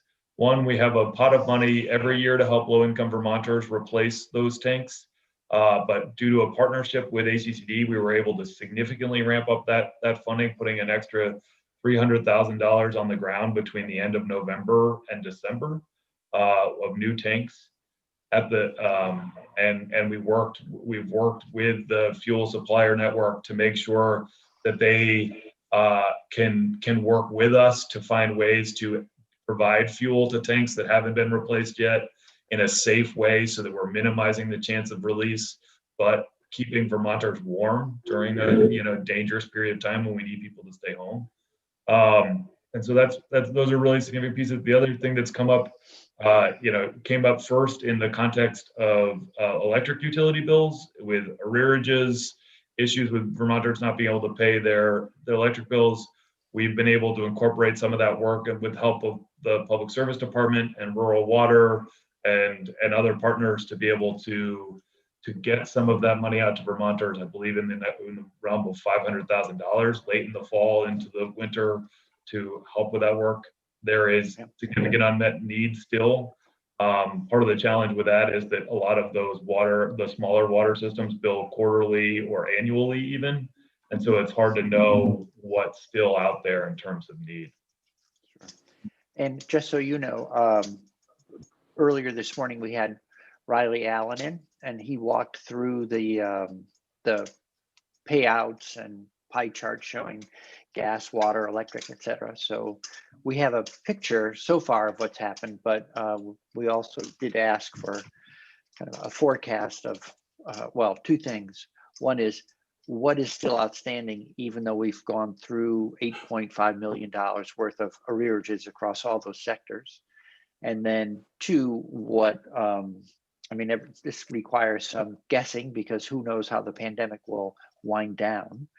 But what kind of additional needs do people, do the departments and operating areas believe there'll be a need for in order to keep a program that gets us to the other end of the tunnel?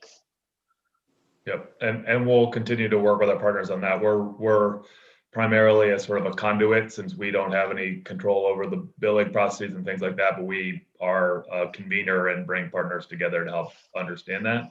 I know, the people that you had, I saw your witness list, the people you had in are really important for that conversation as well, and can provide very specific context relative to their circumstances. But we're happy to continue to provide more information on what's needed. We obviously have, I would venture a guess at least sort of 6 months of need still, even in a rosy scenario of vaccination. So there's definitely going to be more unmet need out there. Can we double back just for a moment to the above ground storage tanks? So you ended up, besides these helpful measures like boosting the amount of money available for replacements on the low income side, and temporary workarounds like a second tank, I guess some fuel dealers were able to offer that or something like that. And then the red tagging deadline got pushed out till next summer. Is that right? I believe it is May of this year. So yes. Oh, May. Okay. And we may need to address that again if things are continuing. That helped us, especially with the combination of working with the fuel dealers to make sure that they can deliver fuel safely. It helped us make sure that we can minimize the risk, the environmental risk and the public health risk of leaks, and also continue to provide fuel. And they're frankly, rightfully, a lot of Vermonters, especially low-income older Vermonters, who were not particularly excited about having people, contractors come into their homes and need to inspect fuel tanks, right. Which I rightfully understand. So it was the right thing to do, and that partnership has been really important. I gave the Fuel Dealers Association and the individual dealers a lot of credit for stepping up and frankly advocating for their customers to make sure that they could do things safely. Sure. And is it your impression that fuel dealers are working through that backlog of tank inspections and tank replacements. They'll be doing that in the next, they'll continue to do that right through the winter. So I don't, it's my impression that there are not inspections going on right now because of the extension of the deadline. That you sort of, I believe that those, where they're focused are on the tank replacements, and especially in the last month and a half on the low income tank replacements where we had additional resources available. There were many tanks in the queue, so to speak, that were ready to go, but absent funding weren't going to happen. And so it was really important for us to get that initial funding, additional funding, and be able to get it on the ground quickly. Okay, great, thank you.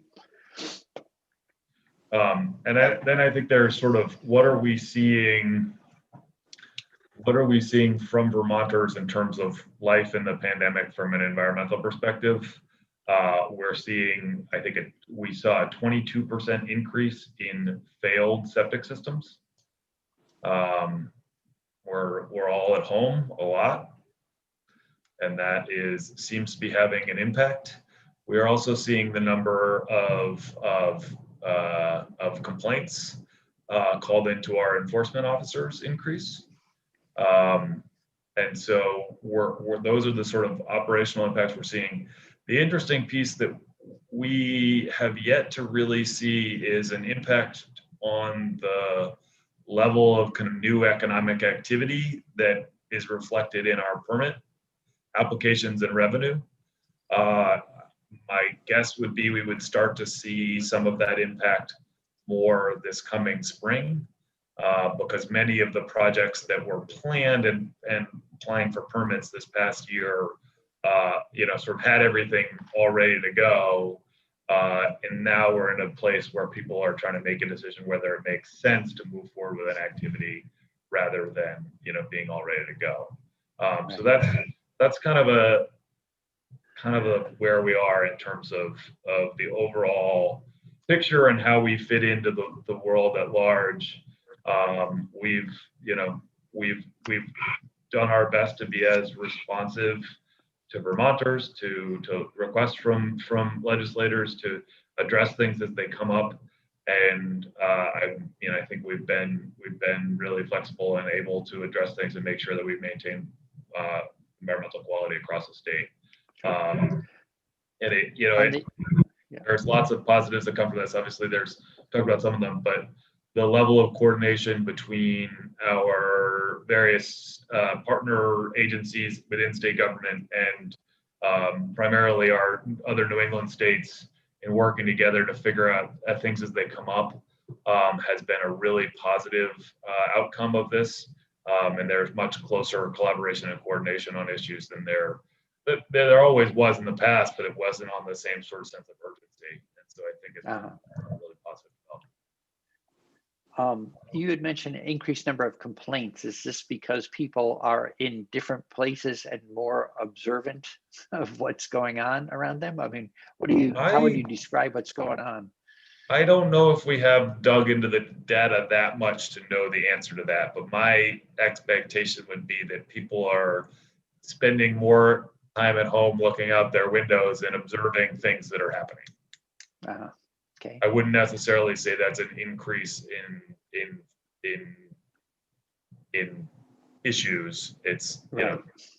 Obviously the failed septic system, I think, is a reflection of the fact that we are producing more waste in our homes than we ever have. Right. And on that one, we have, do we not, a kind of like the above ground storage tank fund, don't we have a septic tank replacement fund that also includes a low income? I don't know if there's just income qualifications to access those monies at all, or it's a low income program in particular. Can you fill us in a little? It's a loan program that we operate for low income Vermonters to help replace septic systems. Yeah. And I'm happy to have it's run out of our water investment division, Neil Camen's division. Chris Rottler runs that program. I'm happy to have him kind of come in and talk about it. if that's of interest. But yeah, we do, the price tag of systems remains out of reach for many Vermonters, and it becomes a situation where for many low-income Vermonters, there really isn't a, we think about a sort of spectrum of compliance, right? So voluntary compliance to some form of enforcement. You tell a low-income Vermonter who's living in a camper someplace that has a pipe that goes into a trash barrel, that they need to invest in a permittable system, and there's nothing that they're going to be able to do, right? And so enforcement isn't an appropriate mechanism there. Our enforcement officers are incredible problem solvers and try to help work with Vermonters to figure out better options and ultimately getting people to compliance. Right. Yeah, there's no more bearing a Volkswagen Bug and putting a pipe into it, because we've run out of bugs, and that was never, it's no longer a permittable system. And yesterday when Bobsher and others were in, he was reminding us that 55% of Vermonters rely on their own septic system. So it's a big piece of the puzzle. Yep. Okay. In terms of that fund for replacement, I don't think we need to have anyone in, but if you could just check and see if we're in danger of exhausting the funds available to make those loans, that could be helpful. I don't know if we need to recharge. I believe we have significant. We don't have a chance of running out of funding there. It's more we do move a certain percentage of permit fees into there. It's frankly tough for Vermonters to be able to access financing rather than direct grant funding for these types of large scale purchases. Okay, so just to make sure I understand, I thought you had said it's a low interest loan to those folks, but are you saying the program only offers grants or? No, I'm sorry. Loans?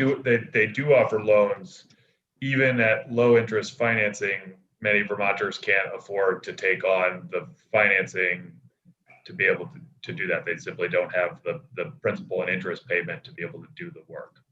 Yeah. Okay. All right. Great. All right. So I interrupted your narrative with a couple of questions. I don't know what else you have that you'd like to share while you're with us this morning. I think that's probably it. I just wanted to be able to provide that overview. Obviously, we can get into more detail on, overall department-wide issues, but I appreciate your interest in the work that we've done. It's frankly a good opportunity to reflect. It's been a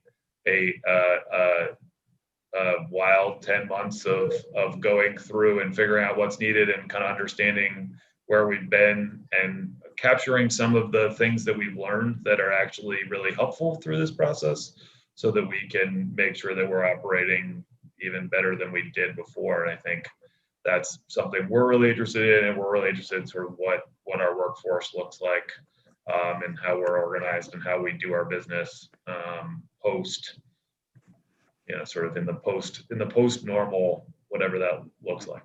Yeah. Then whatever the new normal will turn out to be. That permit navigator seems like a great thing. People have been hoping for such a thing for years.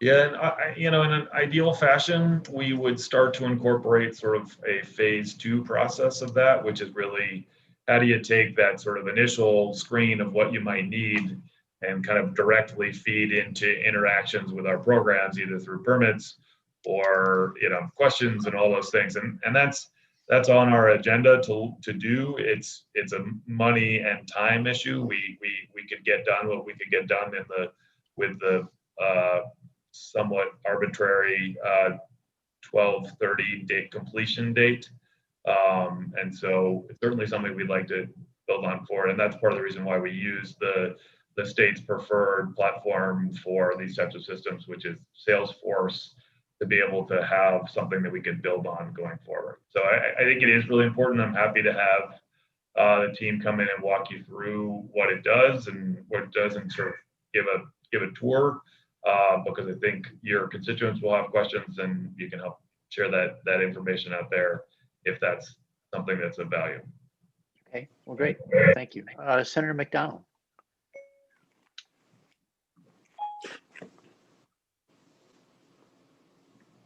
Senator McDonald, you are muted.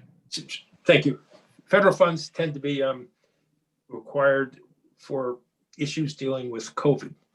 And I'm going to give one that's a stretch, but trying to find ways to do it. We have a lot of automobile inspections that take place, and there seems to be a wide disparity between dealers and new car operators that inspect for surface rust on braking systems, and it's a moneymaker if you hold someone up and sell them a new braking system. I was wondering if there was any way we could connect the notion of cars not being used and remaining idle, which leads to the creation of surface rust as a result of the COVID and people not working and not driving, and make some of those monies available to replace brakes on automobiles that meet certain gas mileage requirements, and subsidize the replacement to keep the gas misers still on the road, but not perhaps provide the subsidy for those that are driving the gas guzzlers. Just try to be creative on a way to use COVID money to meet our other Vermont goals, and don't expect any answers. Just yeah, think about that, please. It's an interesting concept. There's lots of things that we either haven't done that have knock-on consequences because of the pandemic.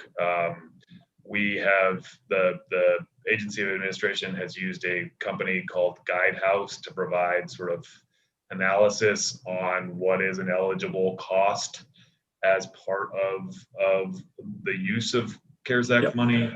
And that's been really helpful for us because the federal rules are kind of. Well, we understand that, and we've had a couple things that we didn't do that we would have wished to do, and lo and behold, we found out that the advice we got wasn't correct. But so their advice is only advice, right? The big question becomes when you submit the bill, and we're looking forward, not backwards now. Okay. Yeah.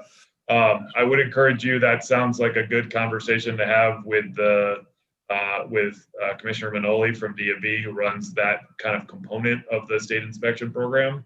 It might be an opportunity there for that discussion. Well, Mr. Chair, I appreciate the work of the Petroleum Advisory Committee that Senator Campion serves on, because in that case, there have been some fuel dealers who are more aggressive about telling people they're going to red tag their stuff because they're doing this because they can, and not every inspection is different. People have different standards when they get to the homes, and it's a chance to get more revenue, and using that for COVID money to get folks into better equipment is certainly a worthwhile use of COVID money, particularly when they stay home longer and need to heat their houses all day. So thank you for being creative. Thank you. I'm looking around the room to see if there are any other questions for the commissioner while he's with us. I don't see any hands.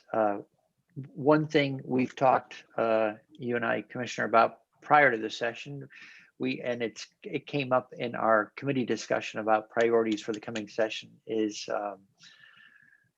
well, a number of things that we'll end up working, I think, with you on and consulting is greenhouse gas reductions through weatherization opportunities there. I think there's a big opportunity there. Plus we have the Act 62 report It actually comes out tomorrow, and we'll invite the department and PUC in next week to start to hear about. It's been almost a 2-year process to look at tackling that. And another one that would be of interest is Act 250 is out there. I mean, there were a lot of different areas that were open by the big bill that was in the House last year. And I think we'll want to carefully navigate that, because taking on the big bill, I think could swamp our canoe here, since we have both energy and natural resource things to do. But I hope that we make some progress on Act 250 related things. One thing we talked about in the past was perhaps the possibility of moving a subset of those provisions, knowing that there are plenty of advocates for the different parts of the full set of possible reforms, but that subset might include things like addressing force fragmentation, which I think we're up to year 8 in terms of hoping to move that into the Act 250 criteria.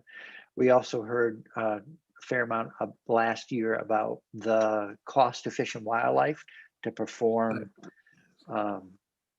environmental impact assessment work when they don't have an income stream to reimburse them for that. So if we're gonna, this committee's never wanted to ask any operating area to do work for no pay. So is there a way to address that? We're asking for work to be done. Can we bring monies to the table to pay for that work, so it's not a stress on their the fish and wildlife part of the budget that relates to fishing, angling, and all the rest. And I know there's the Trails Working Group. We haven't touched base yet with those folks to see if they're making timely progress towards a proposal that would let us maybe get to a positive end, on the trails discussion, or at least the next positive milestone. I guess I shouldn't say end, but so that would be another thing that we would work with your area on as well. The environmental side of the environmental impacts related to trail work and outdoor recreation. So anyway, I just wanted to mention those things because you weren't in the room when we talked about them last week. So great. I did have a chance to, one of Commissioner Porter was taking notes on your discussions. I did see the discussion, understand where those things are coming up. I did, yeah. And so I'm happy to work on those things that fall in my purview. I'm not going to be as directly engaged in the Act 250 discussion this year as I've been in years past, which I'm happy to let others work on. I will say that I think it is our belief within the administration that there is an opportunity to move a larger package that addresses many of the issues, and that I understand the concerns about the size of the canoe. But from our perspective, it helps bring about the sort of a broader coalition of support when we can address more of the issues that we've heard over the course of time at once, rather than sort of spending time and thinking we've solved something when there's other issues to be dealt with. So that I'll leave that there. I certainly think there will be other things that we'll come and talk about over time, whether that be PFAS, ongoing PFAS discussions, PCBs in schools, many other topics that we'll be happy to come in on and speak with you about. And I'd love to, if you're open to it, give a sense of sort of this committee has a wealth of experience, but it might be a useful opportunity to do a quick overview of sort of how our programs break out and what our full sort of oversight of activities are, if that would be useful. We can do that. We've just done that in the House, or it's happening right now, finishing up in the House. That committee has had significant turnover. You are all either been on the committee for a while or have previously been on the committee or previously chaired the committee. And so I have less concern, but I did want to make that opportunity, that offer to you if it's helpful. Sure. I think we probably would do the shorter version than since people will. It's always good to get a refresher, but on the other hand, we have half as much time or less, and Right. we tend to go a little faster and then dip in when we have questions. So yes, please, maybe we can schedule something for next. We'll talk about scheduling something for next week. That'd be great. Great. And just for also other conversations, I'm sure you're aware of this, but that we were talking about in terms of things that we're looking forward to revisiting or getting into the session. We were just talking with John Letty about solid waste and EPR and packaging prior to your coming to committee today. So I know that we'll do, and we have some maintenance work to do on our solid waste law. Anyway, we had 227 was shipped over. It was going to be sort of the miscellaneous updates bill, and it got parked. So we have that, plus as I understand it from our conversations in the last couple of months, there's some additional edits to that, maintenance bill as well. So we'll want to include that as well on our to-do list. Great. As for Act 250, yes, I fully acknowledge, so if I'm talking about something narrower, I know there's a universe of a bigger discussion. And I think because there are other committees, particularly the House and others who are interested, I'm only looking at our side of the street, and I'm guessing, I'm sure other work will go on elsewhere, and when it arrives, we'll take it up and respond. So Great. all right. Any other questions for the commissioner? Wow. So okay, well, good to see you. Thank you for coming in. I'll talk with Jude about scheduling an overview, and I don't know if you have a prioritized list of, as part of that, maybe you could include any kind of priorities for your operating area and in terms of things you would like to either because it's a maintenance bill or it's just ideas that you think are important and you'd like to bring forward, whatever the reason, bring that along with it, and we'll do two things in one visit. That would be great. There are a few things that we'd love to do some sort of cleanups on about things that have just issues with the way the laws are written over the years that were unintended, and just trying to correct some of those things and have that conversation with you. And happy to do that all together. I probably will not bring in all of the division directors as we did in the House to introduce you to them. You've spent enough time with those folks. I'll just do a quick overview of our various programs and what we do, and then jump into sort of some of our priorities for the session. Okay.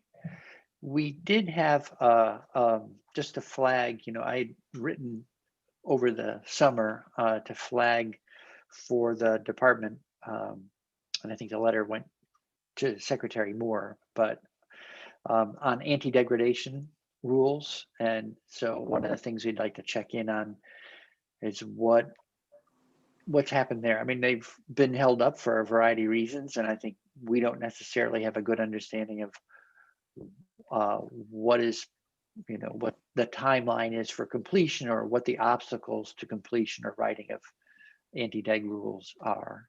So that would be another thing for us to put on our to-do list when we next get together. Or sure, I can provide a quick update to that now if you'd like. Actually, Pete Laflamme, the director of our watershed management division, to just send you a response, I think yesterday, letting you know that we are moving ahead with a stakeholder process to sort of have a discussion on the interim anti-deg policy that has been in place for many years, and to understand what adjustments but people might be interested in to that, and then move into formal rulemaking to incorporate that policy into rules, right? So there hasn't been an absence of anti-DEG policy. It just has not been in a final rule process. So we recognize that we're from a process standpoint haven't completed that step, but the work has been going on